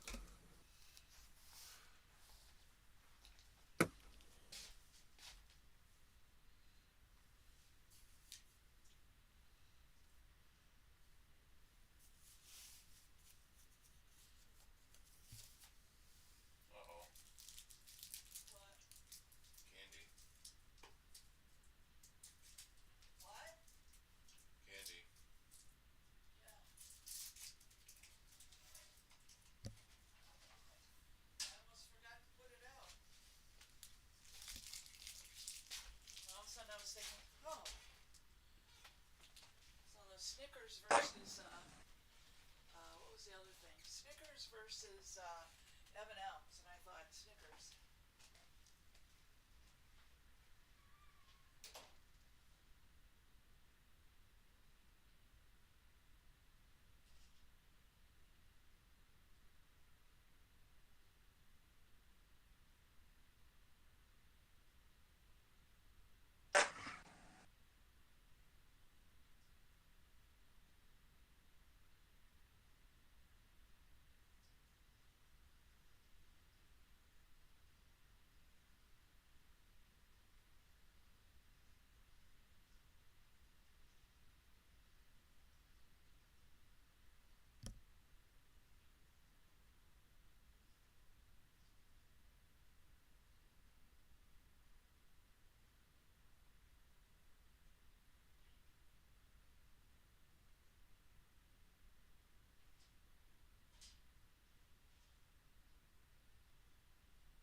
Okay.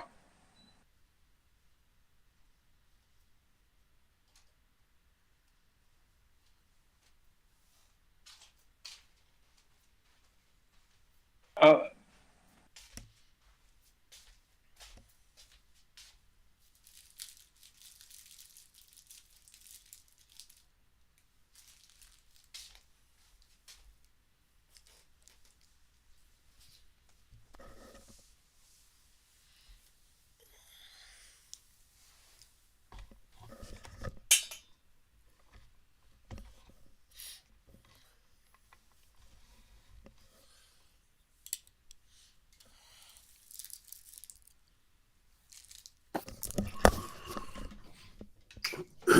Hey, Charlie, how you doing?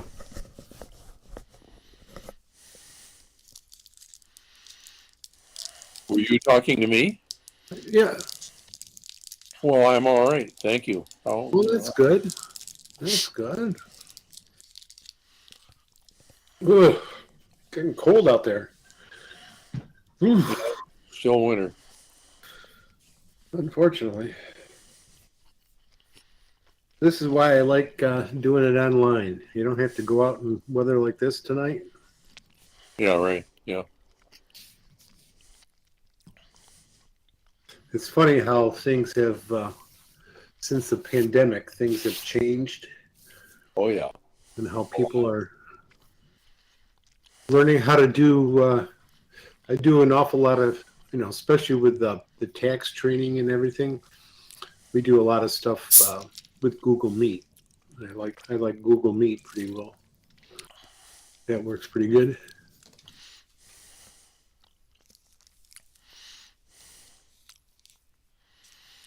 Yeah, they're all pretty similar, but each one has one thing I don't like.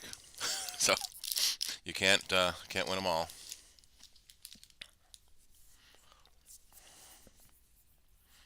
I guess it all depends on what what you use the most and what you become more familiar with. It used to be everybody was using Zoom, Hmm. and now a lot of people are using Google Meet. Before Zoom, it was Skype. Skype? Microsoft really dropped the ball. Suddenly, it was almost seemed like overnight people stopped using Skype and started using Zoom.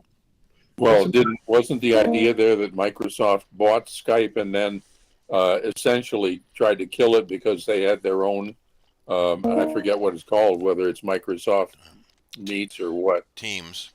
Teams, there you go. And so they were trying to promote that. And so, I mean, I still have Skype on this computer, but I haven't used it in ages.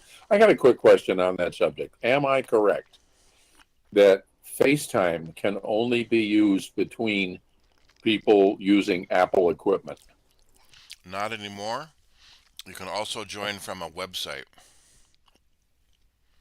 Thought maybe they changed that. You might want to save your answer for that until we get back all together and we're doing Q&A, because that would be interesting to maybe more than just me. I'm surprised Apple hasn't done more with maybe doing something like with Google Meet or Zoom or something like that. You do all that with FaceTime. Yeah, but That's more geared toward personal communications rather than group calling. Right. And you would think that Apple would try to delve into that area where people can communicate. I mean, this is all about, something that Apple's all about, I believe you can have multiple participants in a FaceTime conversation, but I don't know how small that number is. It seemed to me it might have been around 10 or something. But yeah, it was 10 at some point. I don't remember if that's still what it is. Apple themselves still use WebEx for their meetings that they host. I go to a couple of different service meetings a month, and they're using WebEx. I'm also largely ignorant of all. I mean, there's such a profusion of ways to communicate. There's, I don't know, messages from RSs or something like that. It's kind of overwhelming. When we get into Q&A, I'm going to have a couple of things to bring up, and they relate to the fact that within the last month, I finally broke down and bought an iPhone, and then yeah, right, yeah, and that's the way I look sometimes when I'm trying to use it. And then also I got to the point where there were a few things that seemed a little weird with my old MacBook, so I traded that in and got a new one, and so the new one's on Sequoia, the old one was on Ventura, I guess it was called. What size you get? The MacBook. I got a 15-inch MacBook Air. Good. Because Steve had said that, and of course this is probably a year or more ago, the capabilities of the MacBook Air were close to those of the MacBook Pro for less money, and that's exactly the way I went. I like the large screen, and I have a 2019 MacBook Pro, and I'm thinking maybe in next year or two, and everything I've seen is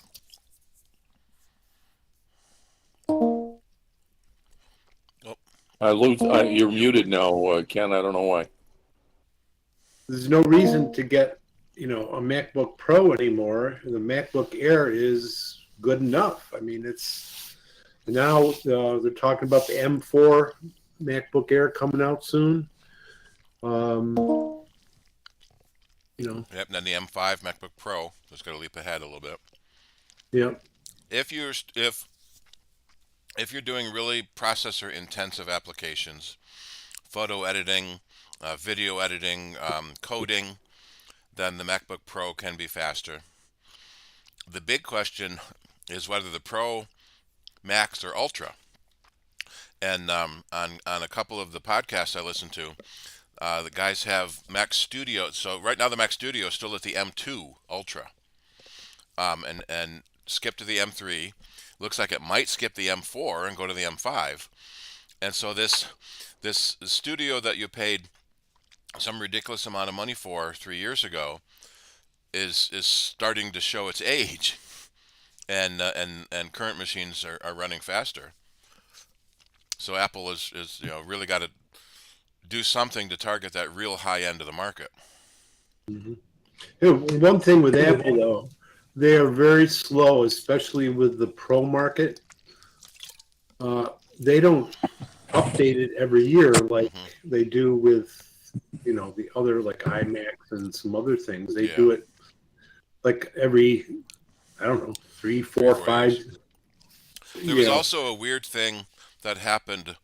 The M3 chip was the first one that was built on the 3 nanometer process, and version 1 of the 3 nanometer, they had a really high failure rate, so they didn't get that many chips out of it, so they ended up costing more than they wanted to. And then the M4 uses the second generation of 3 nanometer assembly, so that's why we ended up with the M4 iMac, the M4 Mac Mini, that they're trying to get away from the M3s because they were too costly to produce, and why the iPad jumped from an M2 to an M4, skipped the M3 completely. So feel good, Charlie. You cost Apple more money than they wanted to get a margin on. Yeah. When you bought that M3. Am I going to run into trouble because I went for the M3? No. It's just the M4 is going to be about 20% faster. The M5 is going to be about 20% faster again, and so in 4 or 5 years you'll be ready for the M8 or M9. This is noticeably faster than the Intel MacBook Pro was. Yeah, anyone still running Intel would get a significant speed improvement by going to Apple Silicon. But now we're starting to see people that had M1s are thinking about upgrading to the M4s. And so is 3 generation chip enough to worry about upgrading? And what we usually tell our customers is if you're working on billable hours, then it probably is worth upgrading. because you'll be able to get more done and be able to bill more every hour. But for average people, the M1 is still perfectly fine. What it usually runs into now is someone blows their logic board, spills something into the computer.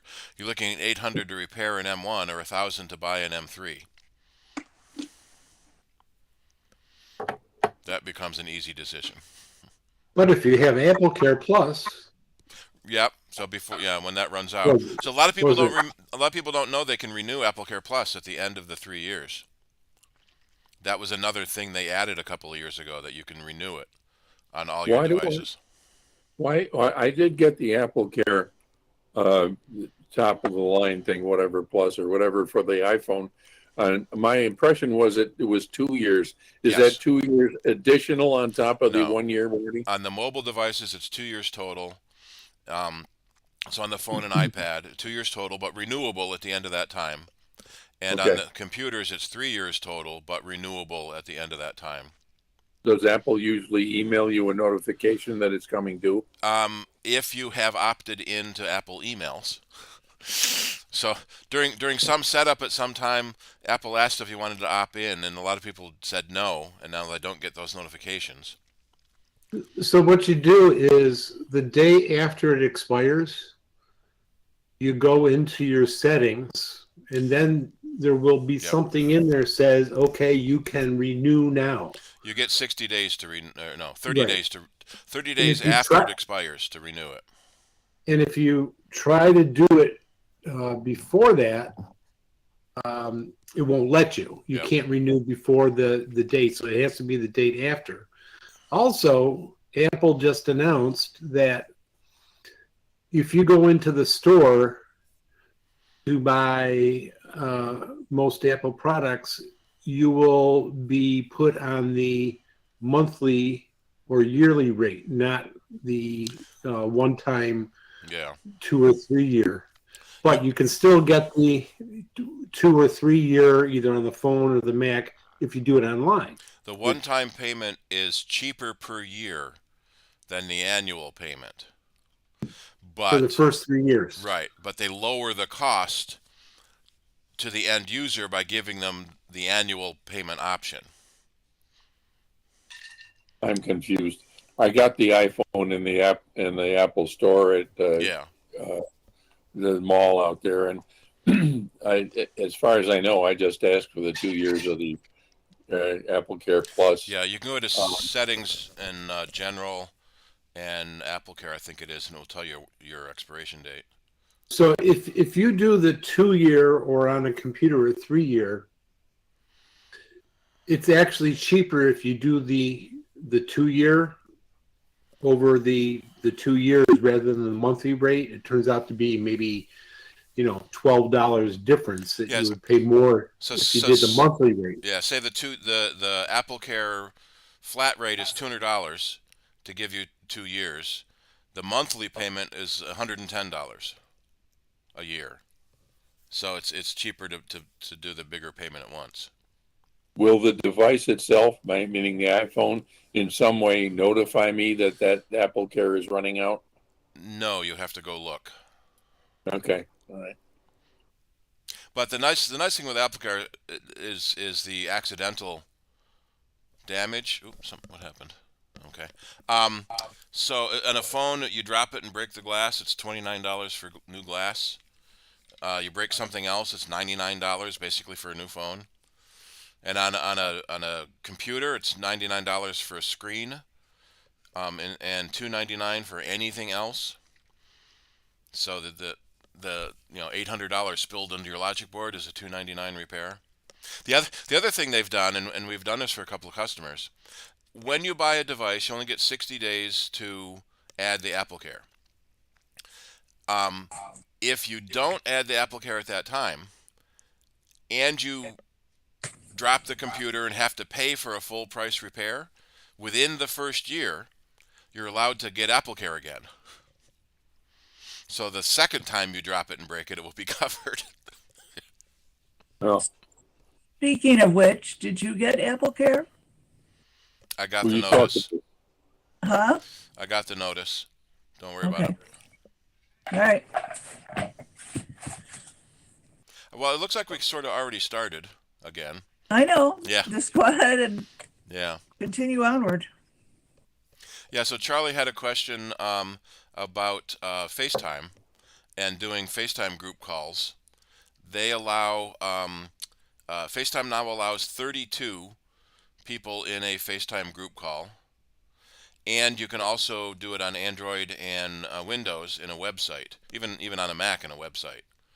So you can have up to 32 people, and you can join on non-Apple devices now.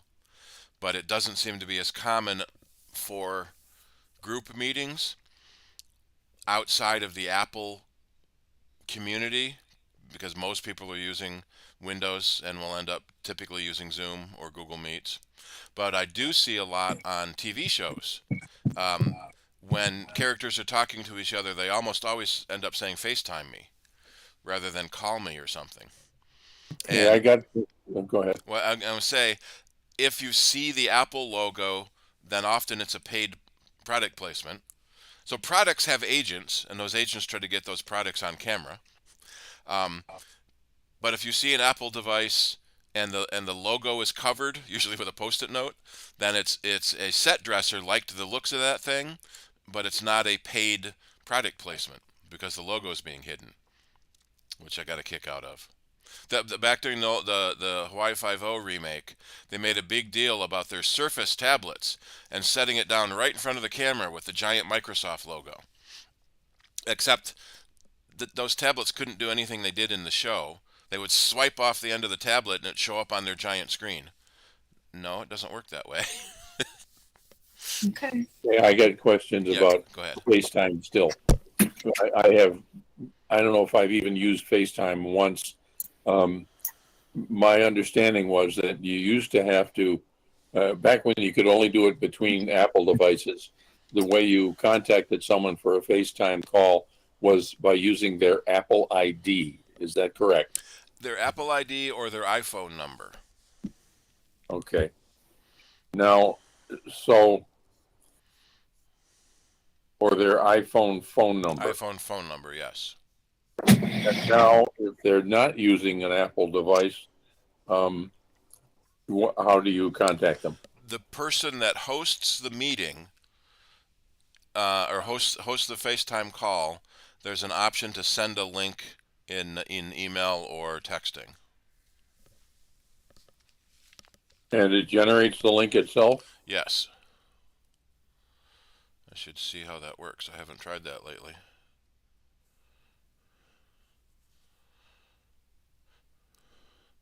So I can do a new FaceTime. Let me do a new one to Shirley and see what it says. And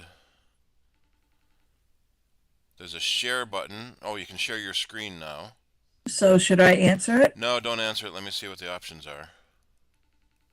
Yeah, there's a share link option where I can invite a new person with a link.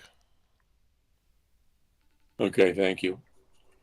So I can hit the red X, right? And no, you did it. Okay. The other thing people don't often realize is that FaceTime audio is an option too. Matthew almost always uses FaceTime audio to call us because it doesn't use any of your cell minutes if you happen to be on a minute plan. But it does use cell data, so it depends if you have a minute plan or a data plan. But if you're on Wi-Fi, then a FaceTime audio call doesn't use any data or any minutes. Can I move on to my other questions here? Anyway, yep, unless someone else has a question on FaceTime related. Yeah, go ahead.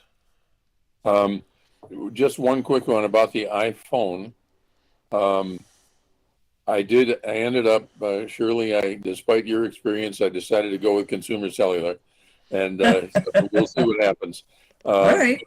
And I got the cheapest plan, which is unlimited talk and text and only 1 gig of data per month.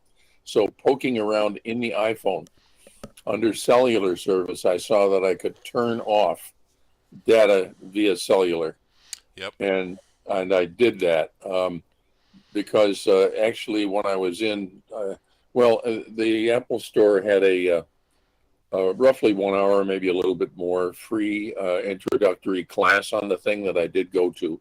And I think I mentioned to the guy who taught that, who was very good, that a number of years back now there was a problem with cell-enabled iPads where people thought they were using Wi-Fi, and the iPad decided that the cell signal was better than the Wi-Fi and switched to it automatically, and they ended up getting these big cell bills.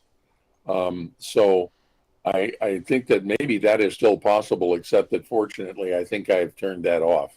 And most of the companies will now text you if you get close to your limit. Although if you think you're streaming a video on Wi-Fi and you get to like 900 megs, it sends you a text.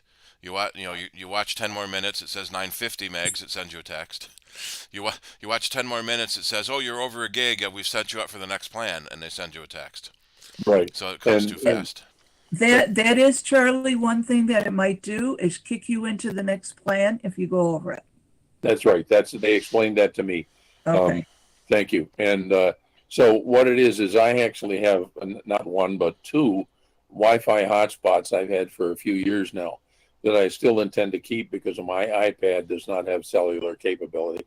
And so the thing is that in most situations, if I want to use the internet on this iPhone, I will use it through one of those hotspots since I'm paying for them already. And so that should work out. Now, moving right along here. Well, another thing on that topic, in the cellular data, if you scroll down a little bit more, it will show you the amount of cellular data your apps are using to help you keep track of your 1 gig per month limit.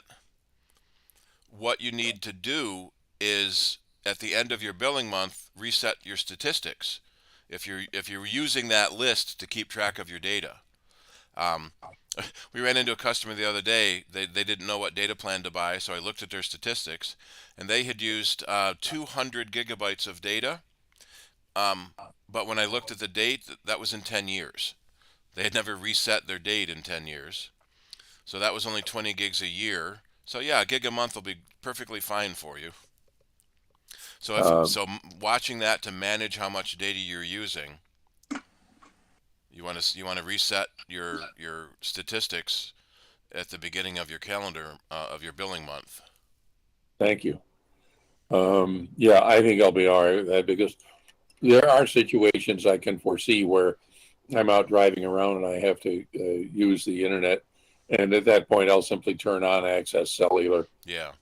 And bite the bullet on the cost. That's a little more accurate if you're using your phone as a GPS, to use the cellular on the phone and not through a hotspot.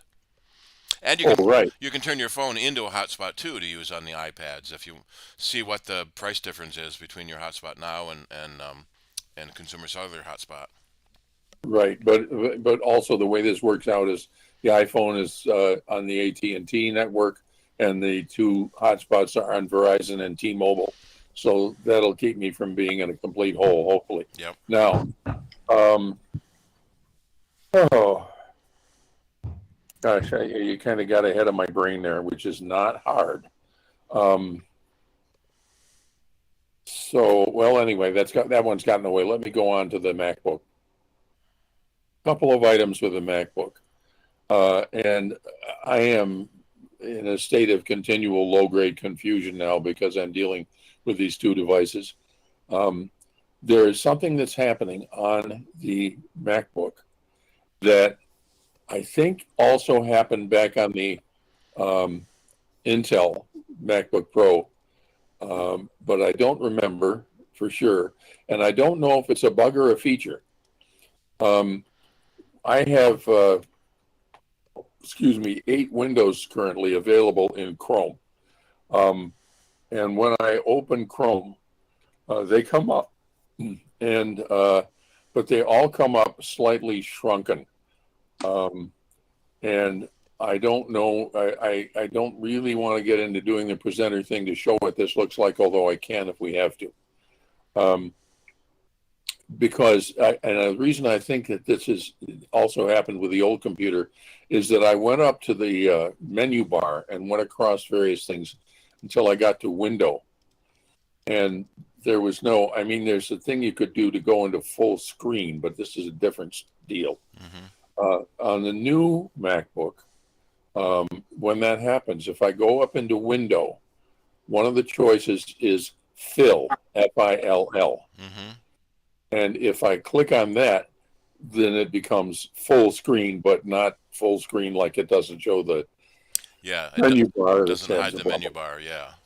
And the interesting thing about that is that then I don't see that if I go back to window that it offers a choice to leave that feature. I'm not worried about it really, but one of the things that happens if you do not fill the whole screen is that if I use expose to go between windows in Chrome, when I'm in the smaller version of the window, it shows icons on the left side of the screen. And if I click on those, then it blows up to all the choices of the windows. So that's why That's Stage Manager. That's Stage Manager. Okay. Where you have on the left side of the screen are your other apps. Right. Okay. I never started using Stage Manager. Because I'm used to managing my windows my way, so I never got into Stage Manager.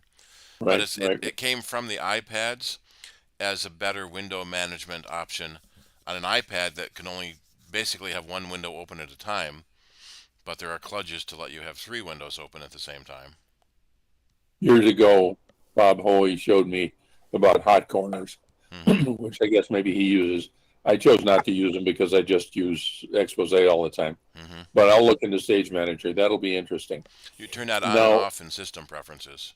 That's what I figured. Yep. Okay. All right. So I think from looking at the window menu, the zoom command puts the window back to the previous size. So zoom will make... The zoom command does what the green button used to do. It swaps between the biggest the window can be and the last size it was at, which you can also do with option green button now.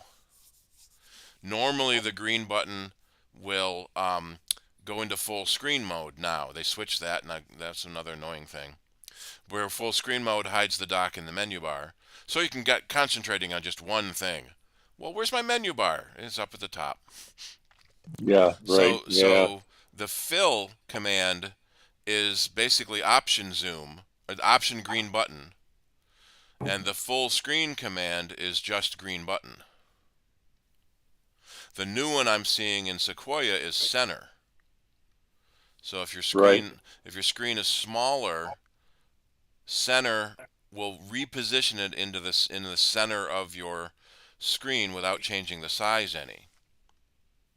So what may be happening is when you use the zoom command or the fill command, it doesn't necessarily remember the size you put it at. But if you drag it manually to the size you wanted, it should remember that same size next session. I want to apologize now because I've been trying to mentally multitask and I lost you. But it's all right. Those are things to look at and play with. The other item I have about it is about sound, audio.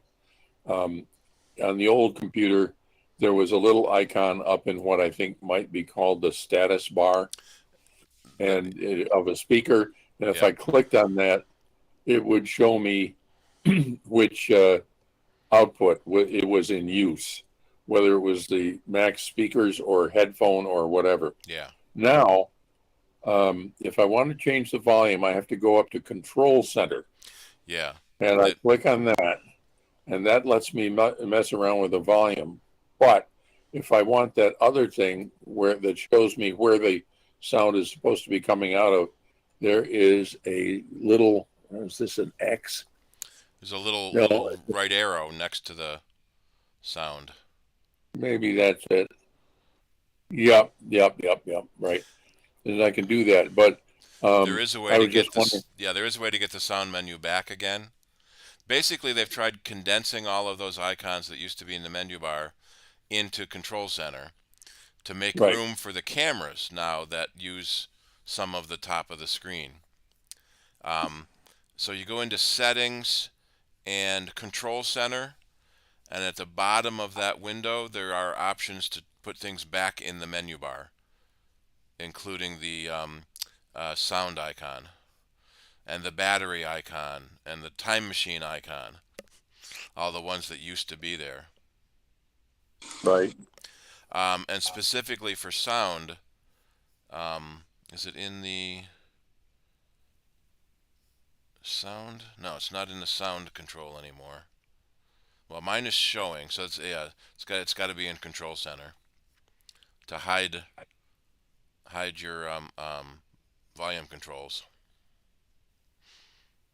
All right. Now the last thing, and don't everybody applaud at once, is that I have for a few years now had EQ Mac on my Mac, the system wide equalizer, and it's still there down in the dock. And if I click on it, it comes up and it says install driver.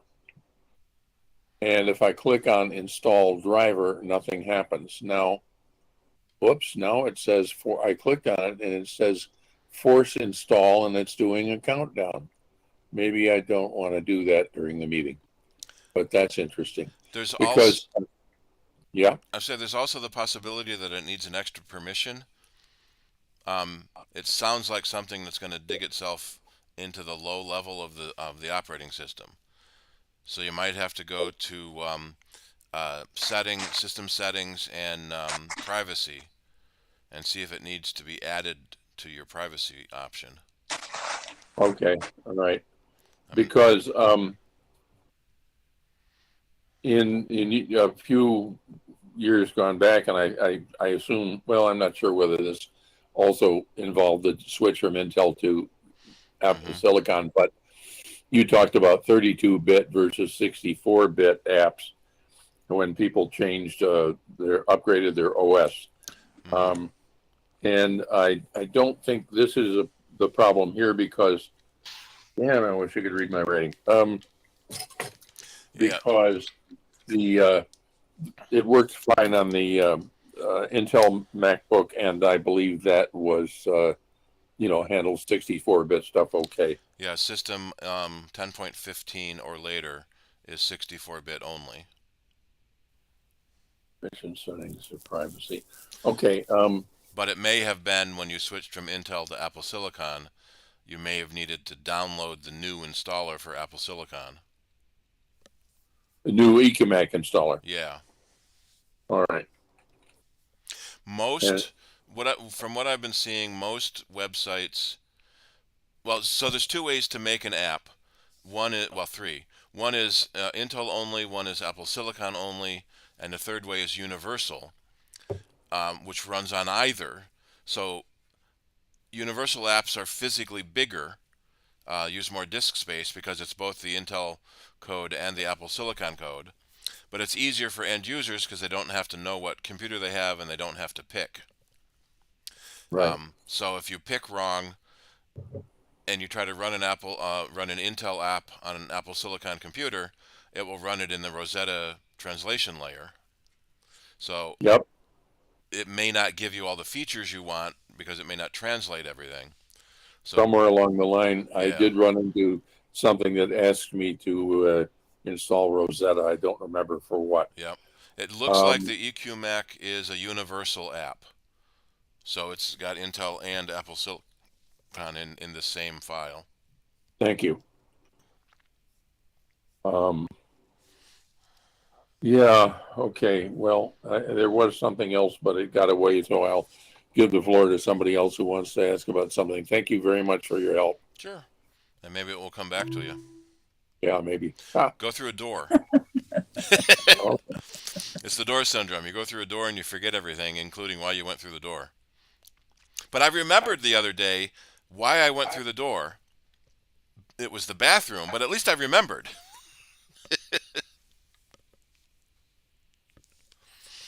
Another And question. What? Oh, at sorry. least you picked the right room. Yeah. Another question? Or we can move on and do some news.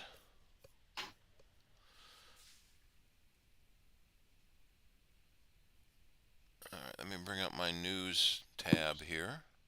I have a Linda? question. Okay, go ahead, Linda. Okay, I received a letter from Spectrum and they said I'm eligible to increase your upload and download speeds to 400, and I qualify for free advanced Wi-Fi for 12 months. And I don't, the last time I had dealing with Spectrum, they said I have their equipment. So I'm just wondering if there's some kind of catch to this. And I thought that we're already supposed to have like a good speed. Well, there's three things happening there in that letter. Spectrum is increasing the upload speed of their service. Okay, So it used to be 100 down and 10 up.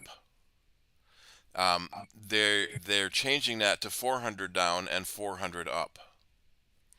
okay. But you may need a new cable modem to do that. It depends on how Well- old your current cable modem is. Well, it says they're gonna replace my equipment, so what is? Right, so that's the cable modem. So quite often you'll have two pieces of equipment. Oh, okay, yes, I have the modem and the router. Right, so if you have your own Wi-Fi router, you don't need to pay for theirs. So the cable modem is free with your service.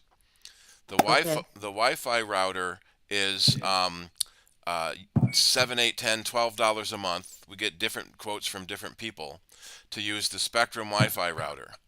So that says you get it. I'll get to you in a second, Ken. That says they're going to give you that Wi-Fi router free for a year.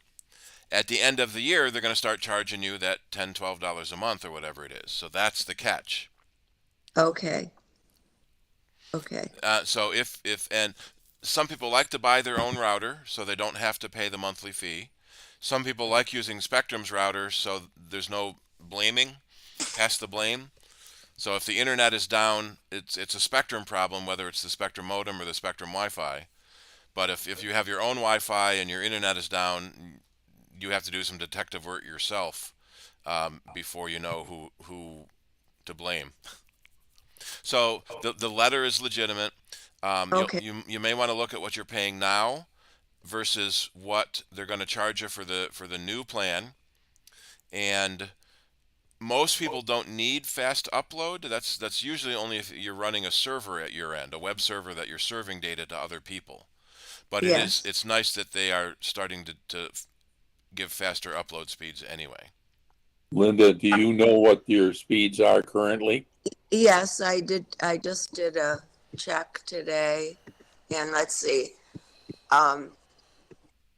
Download is 478.16 and upload is 11.11. Yeah, so right now you're on the 500 down and 10 up plan. So Linda, I got a question for you. With your download, are you connected by an Ethernet cable or by Wi-Fi?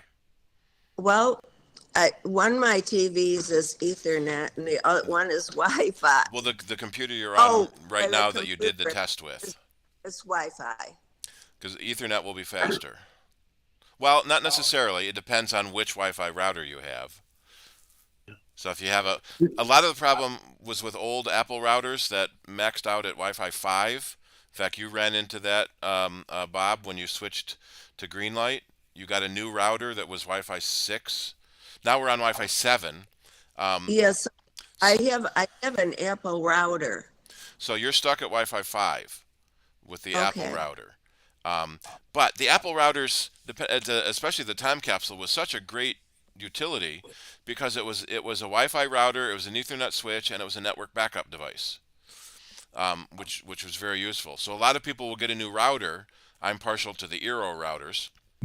and then keep the Time Machine as your network backup drive and turn off the routing function in it. So you can buy an Eero router for under $100, or you can get the Spectrum Wi-Fi free for a year and then pay the $10 a month after that. Or that check to see if that's the catch. So it's free for a year and then the price goes up.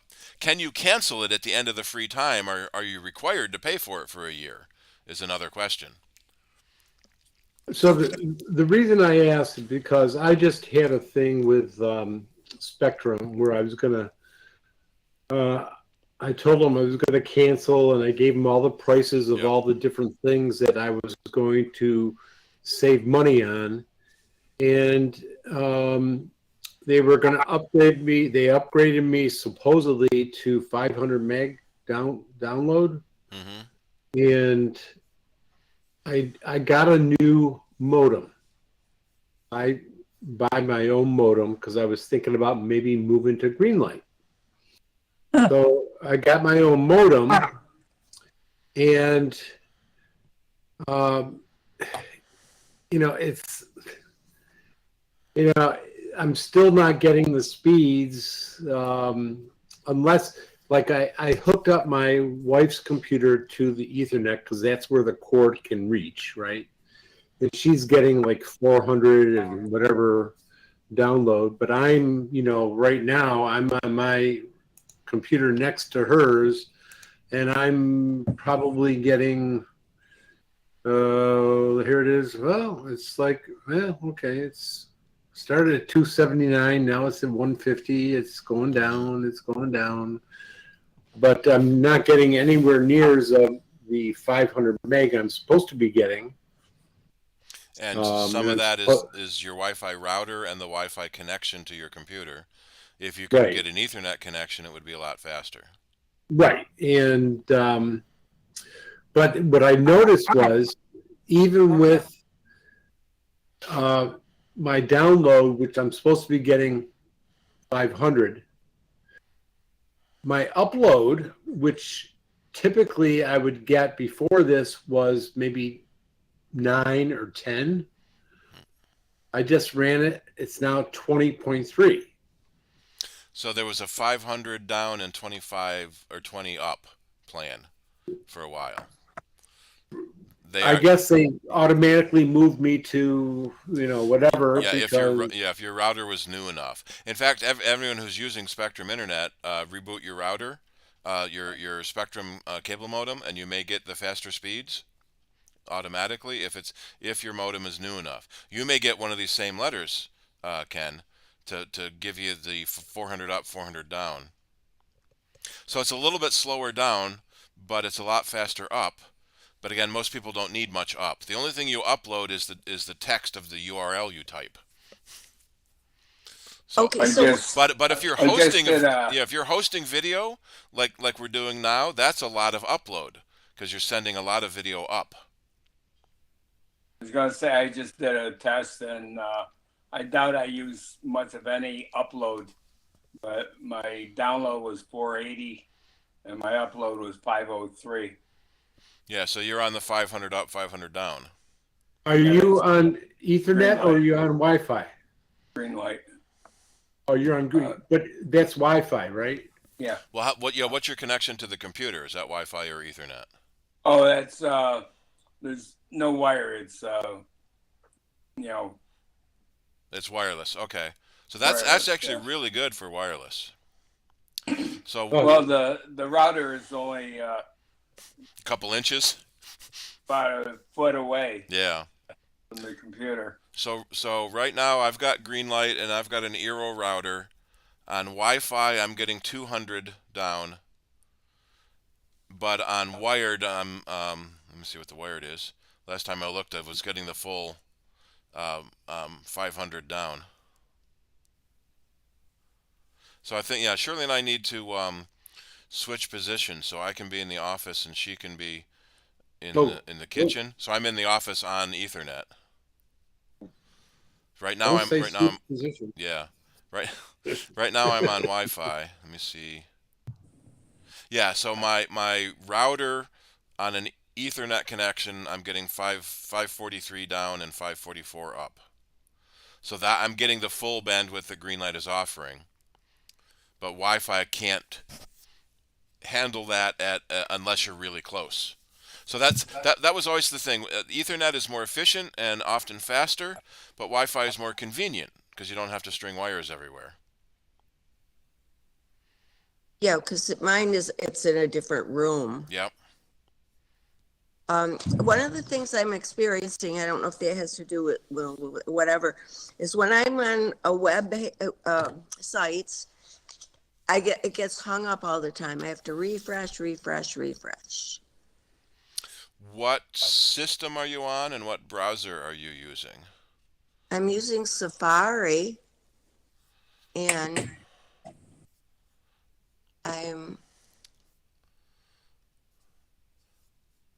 Yeah, go to the Apple menu and choose About This Mac.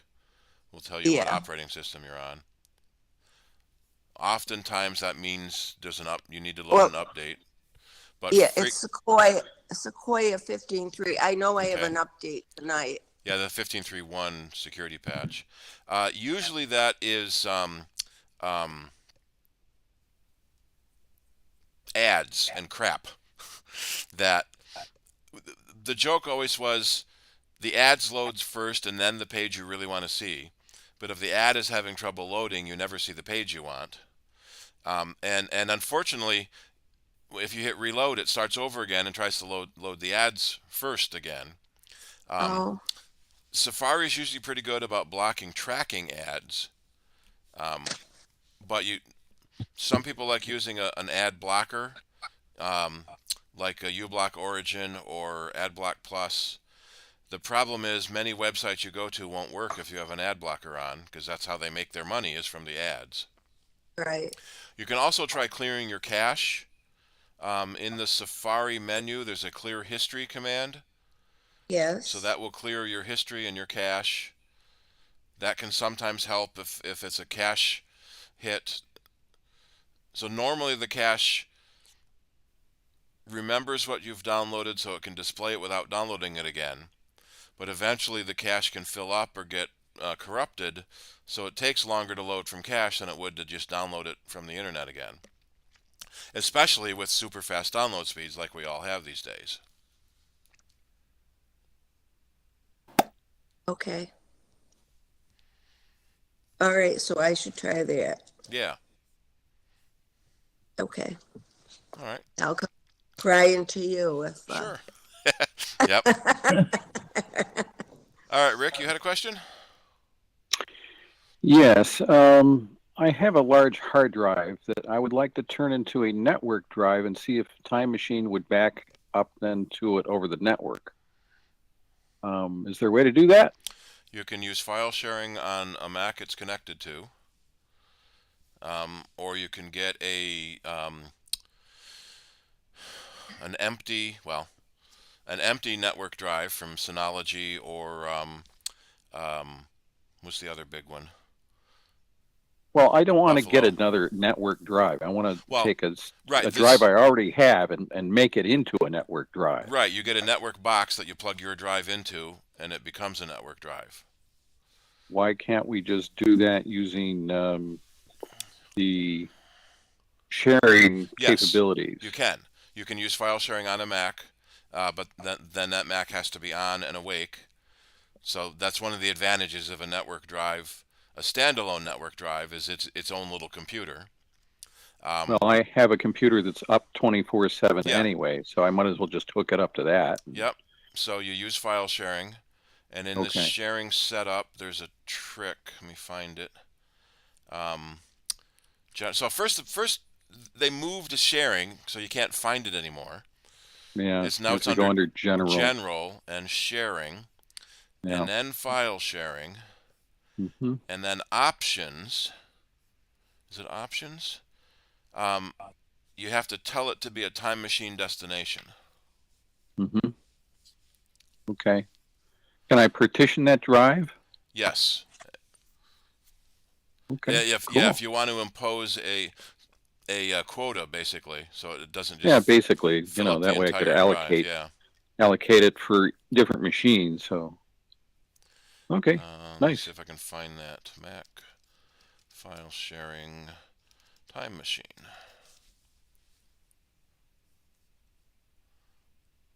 Yeah, back up a shared folder with time machine. I'll post this link for you.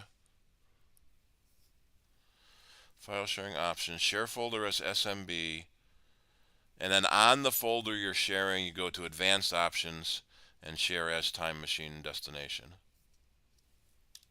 Okay, cool. And so what it does is it creates a sparse image on that drive, protected with the computer's password that you're backing up from. So even the computer that's hosting the share doesn't have access. Right, can't see that data without the password. Okay. Typically, if you're sharing a network drive in your house, it doesn't matter, but it's nice that they thought of that for security. Yeah, you can also get empty NAS drives from Synology and Buffalo and a couple of the other companies and put your own hard drive in it, but that costs a lot more. If you have a Mac, you can dedicate to it. Doesn't even have to be a recent Mac, just a Mac that can stay on all the time.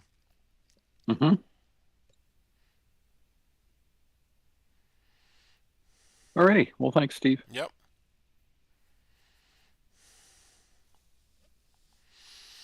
Alrighty, let's get to a couple of news stories. We did have, Charlie, all right, go ahead. Now that you're in news, there are a couple things that it's kind of related, but Britain is getting really nasty about privacy. The one thing they did just not too long ago is that they've started prosecuting people for putting opinions online that might be enraging or something, that kind of thing. So but then the other thing that I just saw is that I'm not sure they've started it yet, but or somebody leaked the plan, but the government wants to have backdoor access to, I believe, iCloud files, not only of people in Britain, but anywhere in the world. So I don't know what you might have heard about that, but that country is going downhill in terms of civil rights. Yeah, we can't exactly point our finger, can we? Well, no, but I mean, no, Rick, you're right, but it's cautionary, and looking at what the government is doing in Britain may help us to look at what our government is doing here, because I'm sure that our current regime is going to try whatever the heck it thinks it can pull off to do that kind of thing too. I hadn't heard anything about accessing iCloud data outside of Britain, but they certainly can try to do it inside of Britain. Apple is well known for saying we have to abide by the laws of the local country that we're in.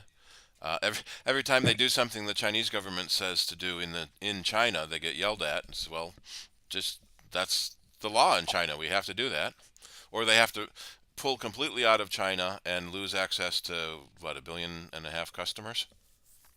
But the one thing that is disconcerting, and both Britain and Australia have done it, and it's rumbling its way through U.S. Congress too, is age verification.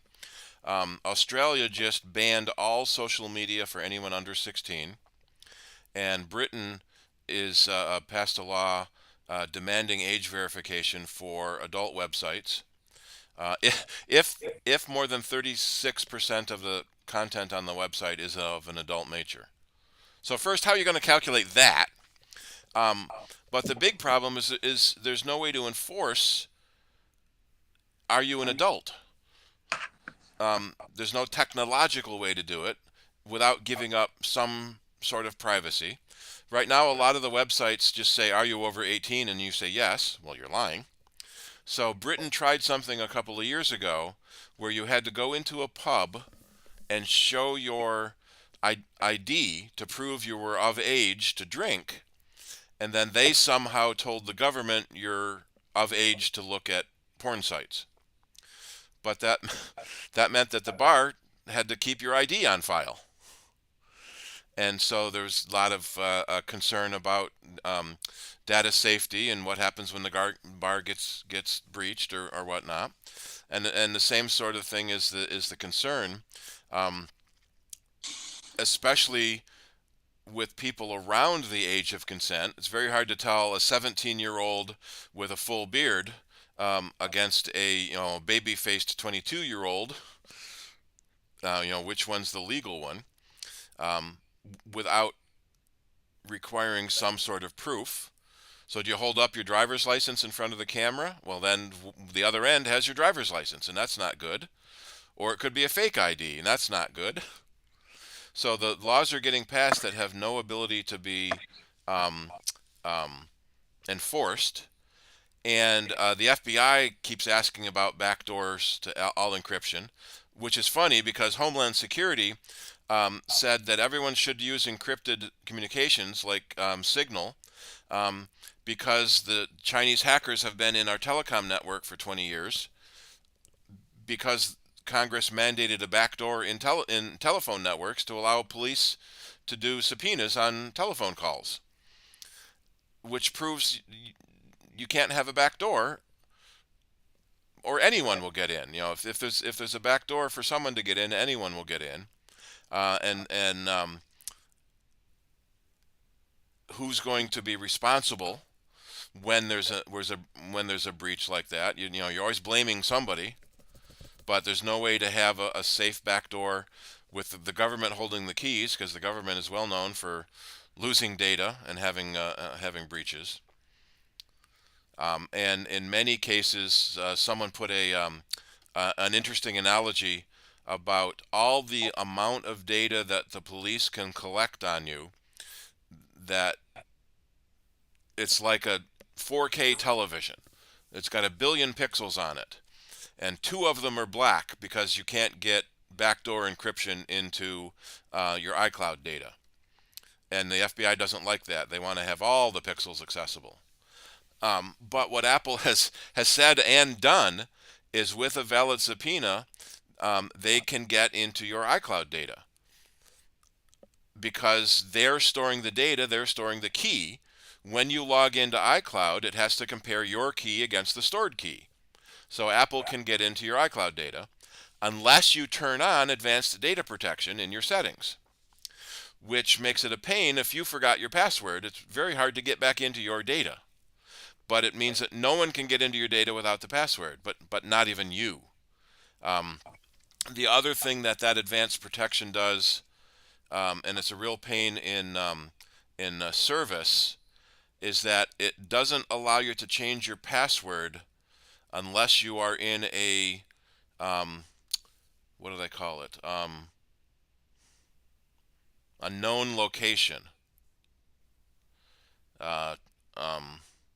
So when you're at home, when you're at work, places your phone knows you were at frequently, you can change your password. But we have customers that will bring a phone in to get a screen replacement, and you have to turn off Find My so we can change the serial numbers. And they're not in a known location, so they have to wait an hour before you can turn it off.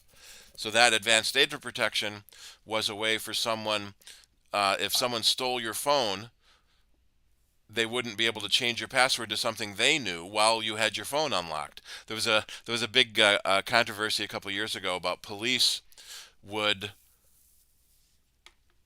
call a suspect. So if you get a suspect's phone and it's locked, you cannot compel them to unlock it with a passcode, because a passcode is something you know, and that's protected by Fifth Amendment. Then Face ID came along, and you can hold the phone up to their face to unlock it, and you can compel them to give their fingerprint to unlock it. So all the bad guys now have turned off Face ID or Touch ID, and so it's just a passcode. So what they do is the cops will call the suspect, who then unlocks their phone to answer it, and then they jump the guy and grab the phone and put it in a Faraday cage so that it can't be remotely erased, which is something you can do to your phone, all your Apple devices, if they get lost. So Apple added another feature that if you don't lock your phone in a certain amount of time, it will lock itself. so you need to put that passcode in again, which again is something you know, and you can't be compelled to commit Fifth Amendment violations with your passcode lock. So every time the cops try to find some way to get into a back door or get into your data, Apple tries to close that back door until it becomes illegal. So we're really interested to see what happens if a law gets passed requiring law enforcement access. It was the wiretapping law on phones that let the Chinese in, because no one could keep that wiretapping a secret. So Apple and other, ACLU and other companies will fight the law, but Apple's recourse now is saying it's already built into the system. We couldn't remove it without changing the hardware, and that's too onerous on us, so we're not going to do that. So it's sort of a cat and mouse game with new data protections built into your devices, and law enforcement trying to get into your device. And it's you can understand they want in to stop the bad guys, but there's so many other ways. Before we had cell phones, there was an easy, the cops didn't have cell phone data to track. Now we have cell phones, and we can know the cell phone company will tell you who you called, tell the cops who you called and how long you were on the phone with them. They can't necessarily get the contents of the conversation, especially if you use an encrypted communications like Signal. FaceTime is encrypted end to end as well, and so it's a fight back and forth between the companies and lawmakers who don't understand math. Encryption cannot be broken. It can only be brute force. So you try every single password combination of letters and numbers, and in a few trillion years, you'll be able to break in. That's one reason the NSA has got these giant data farms, and they're collecting everything. So in another 20 years, when computers are faster, today's encryption might be easier to brute force. So just like now, they're able to break into 20-year-old. Sometimes you can break into 20-year-old encryption because computers are fast enough now to try that many things. There was a story I read about Bitcoin wallets. So a lot of people in the early days of Bitcoin created a wallet, started mining, and it was easy to get Bitcoins in the early days. In fact, Steve Gibson on Security Now got 50 Bitcoins overnight on the first day he set up his miner to talk about the technology of Bitcoins. Well, in the early days, that was worth $1, so no big deal. He erased his wallet and didn't care. Well, when Bitcoin hit $100,000 per Bitcoin, and he's looking at $500,000 in value that he lost, he's now a little bit chagrined. And other people who have forgotten their passwords for their 20-year-old Bitcoin wallet, it's now becoming feasible. There are companies that will attempt to brute force your password for a percentage of the value. So if you have 10 or 15 Bitcoins that used to be worth nothing, but now it's worth $500,000, maybe it is worth giving up 30% to have someone break into it. And they were able, the one group that they talked about was able to find a weakness in the way RoboForm generated passwords that they could break into somebody's Bitcoin wallet and got his money back. So that was pretty cool. Yeah, Charlie, you to follow up? Yeah, and people are maybe familiar with the news story. I believe it's from Britain, where a guy had his Bitcoin data on a hard drive and accidentally threw the hard drive out. Yep. And has been trying to get into a landfill over there to find the darn thing. Yep. Because now it's worth a fortune. Yeah, 600 million pounds. And the judge, so there's an article from early January. Judge has thrown out a man's attempt to sue the council to get into the rubbish tip, or garbage dump in American English. That's a different kind of Bitcoin mining. Yeah. So he wanted the council to pay him 500 million pounds, or give him access to the to the garbage dump so he could look for it himself. But after a couple of days, it's buried and gone. How are you going to find it? You could try a metal detector, but there's probably a lot of metal in the garbage. There's a lot of metal there. Yeah. It's gone. Yep. I'm looking at an article that it's different kind of coin, not Bitcoins, but getting rid of pennies introduces a new problem. And the problem is that a penny costs 3.7 cents each to make, but they'd have to replace them with nickels, and nickels cost 13.8 cents per coin to make, and that would cost us $78 million extra. So getting rid of pennies will cost $78 million. Wow. Well, I would say if they get rid of pennies, then they have to get rid of nickels too. Well, in Canada, where they got rid of pennies, if you pay in cash, they round to the nearest nickel. But if you pay by credit, it charges to the penny, which is interesting. So they apparently did the math and figured out it would be better to stop making pennies. Well, they're just going to stop making them. Doesn't mean that the pennies in circulation are going to disappear. Right, but you can't pay with a penny anymore in Canada. They round it to the nearest nickel. Well, yeah, but I'm saying here, Yep. you just won't have newly minted pennies. Yeah. So Apple did announce a couple of new features and options this month. The Apple TV app is now available for Android. So on your Android tablets, you can use Apple TV and watch the Apple TV Plus shows. I've heard good things about Severance. I haven't got into that one yet. I just finished Silo Season 1, getting ready for Silo Season 2. So branching out into non-Apple devices, which is good. We watched both Season 1 and Season 2 of Severance. Or Yep. I mean, Or Silo. Silo, yeah. Mm-hmm. One of the things they did just add, which is interesting, is they added an invite option for anyone that's paying for iCloud. It's a lot like the eVite and other electronic invitation systems, where you can make an event and build basically a fancy invitation and send it to all your friends. So you can have different backgrounds, and it will automatically add it to their calendar. And the location will automatically show directions for them. So it's an interesting option for them to get into when there are other services already doing it.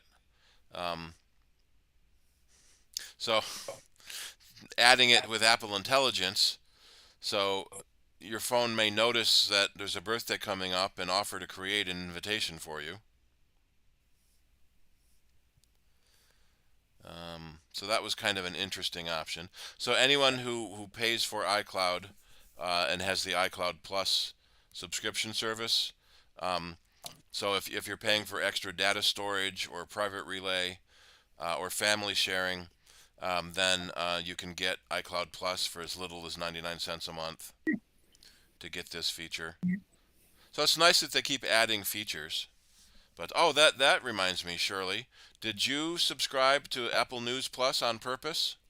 Yes. Okay. Because It's a 3-month free for 3 months. Free trial with your new iPad. Yeah. You got to remember to cancel that when you're done. Yes, I am. But I kept seeing a lot of articles that had Apple News, and I thought, oh, I'm just going to try it out. That's what they want to do, to sucker you in. So since we're in an iCloud family, I got a notification that I can use it too. Yeah, you can. Yep.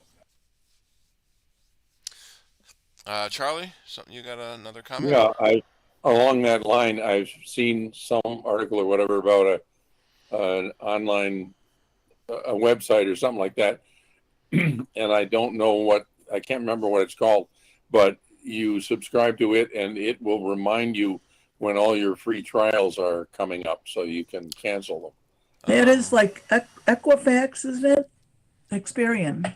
No, that's a well, credit agency. maybe they do that, but there is the Rocket Money app that looks for subscriptions. Oh yes, Rocket Money. yeah, I think that will that look might for be it. subscriptions you forgot you were paying for. Right. Free trial. You can always just put it on your own calendar yourself. Yeah. Customer.io. Free trial expiration reminders.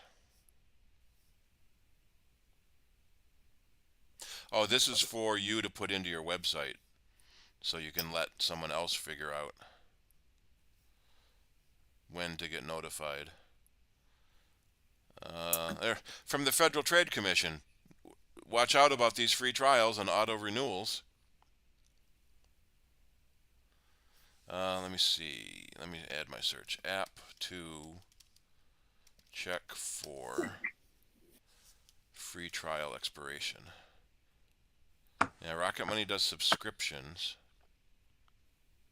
Well, that will warn you after the first month you pay for it.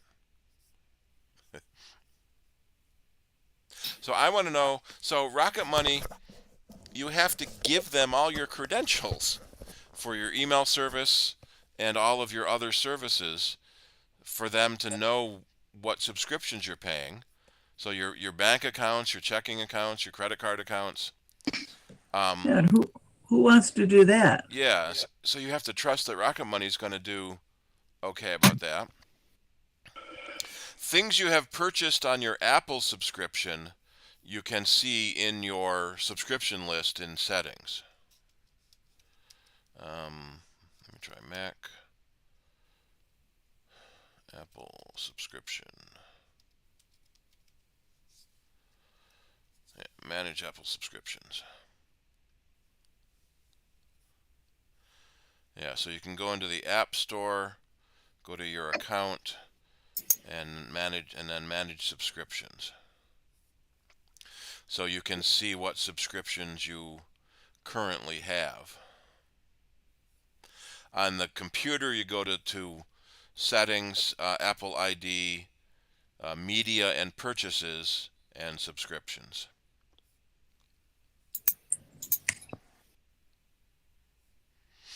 So right now, CIDER has a $99 a year subscription to AppleCare Plus. So we're in our 4th year. Our 3-year expired, so we're on our 4th year. Is that the image?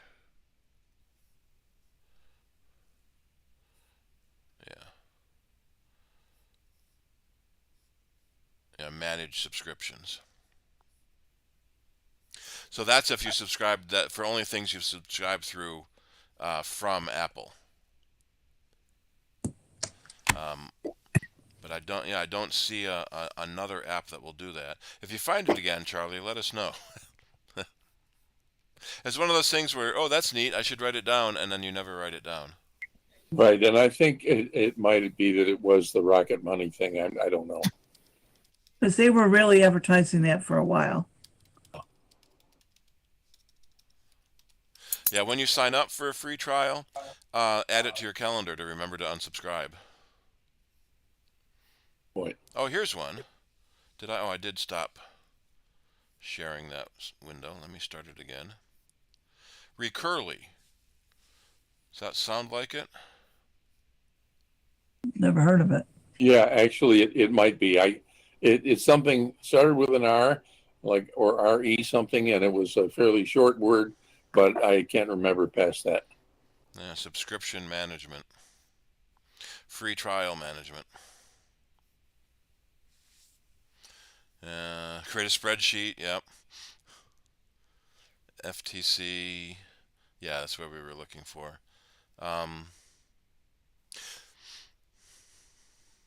Yeah, if it's a 1-month free trial, oftentimes if you cancel it immediately, it will last for the rest of the month.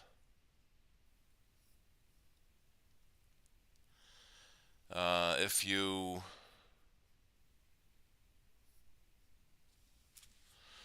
use the Google Play Store, there's also a managed subscriptions there. So it's available for a lot of website developers. Cancel unwanted. Here's one from Experion.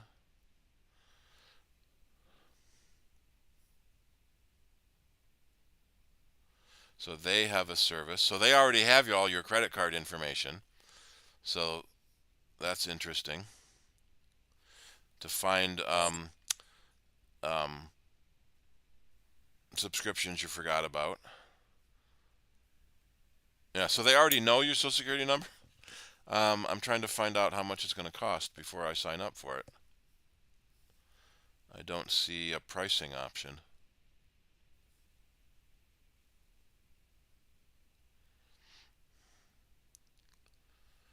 Results will vary.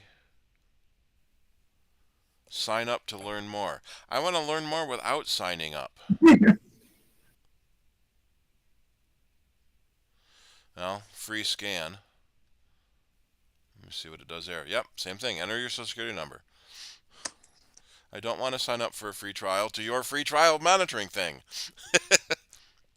Although, because there have been so many breaches from so many companies, a lot of people already have free credit monitoring with all the agencies. Because of every time some company has a breach, they give you a free year of credit monitoring with one or all the agencies.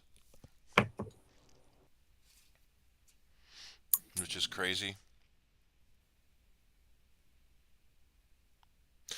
Alrighty, any other questions? Anybody have any news-ish things? I should mention that, what's his name from Lifespan? Shoot. I can't Kate remember. Mulgrew. No, she's canceled. Yes. Quinones is coming instead. Oh, No, yes. the guy from Lifespan is going to be on Soundbites again this week. Which one? Not the same guy you had, but a different, His the boss. other guy. Yeah, the director.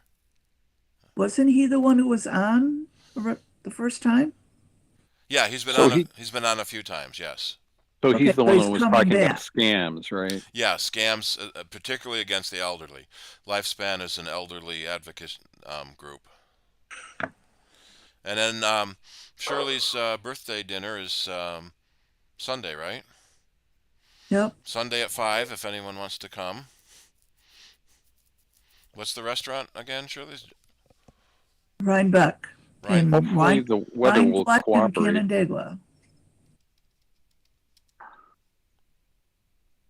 See, there's an old Rhinebeck Aerodome in Rhinebeck, New York. Yeah, I know. Well, it's not there. It's not there, yeah. It's Rhineblick, though, isn't it? Rhineblick. And Rhineblick. it's Rhein.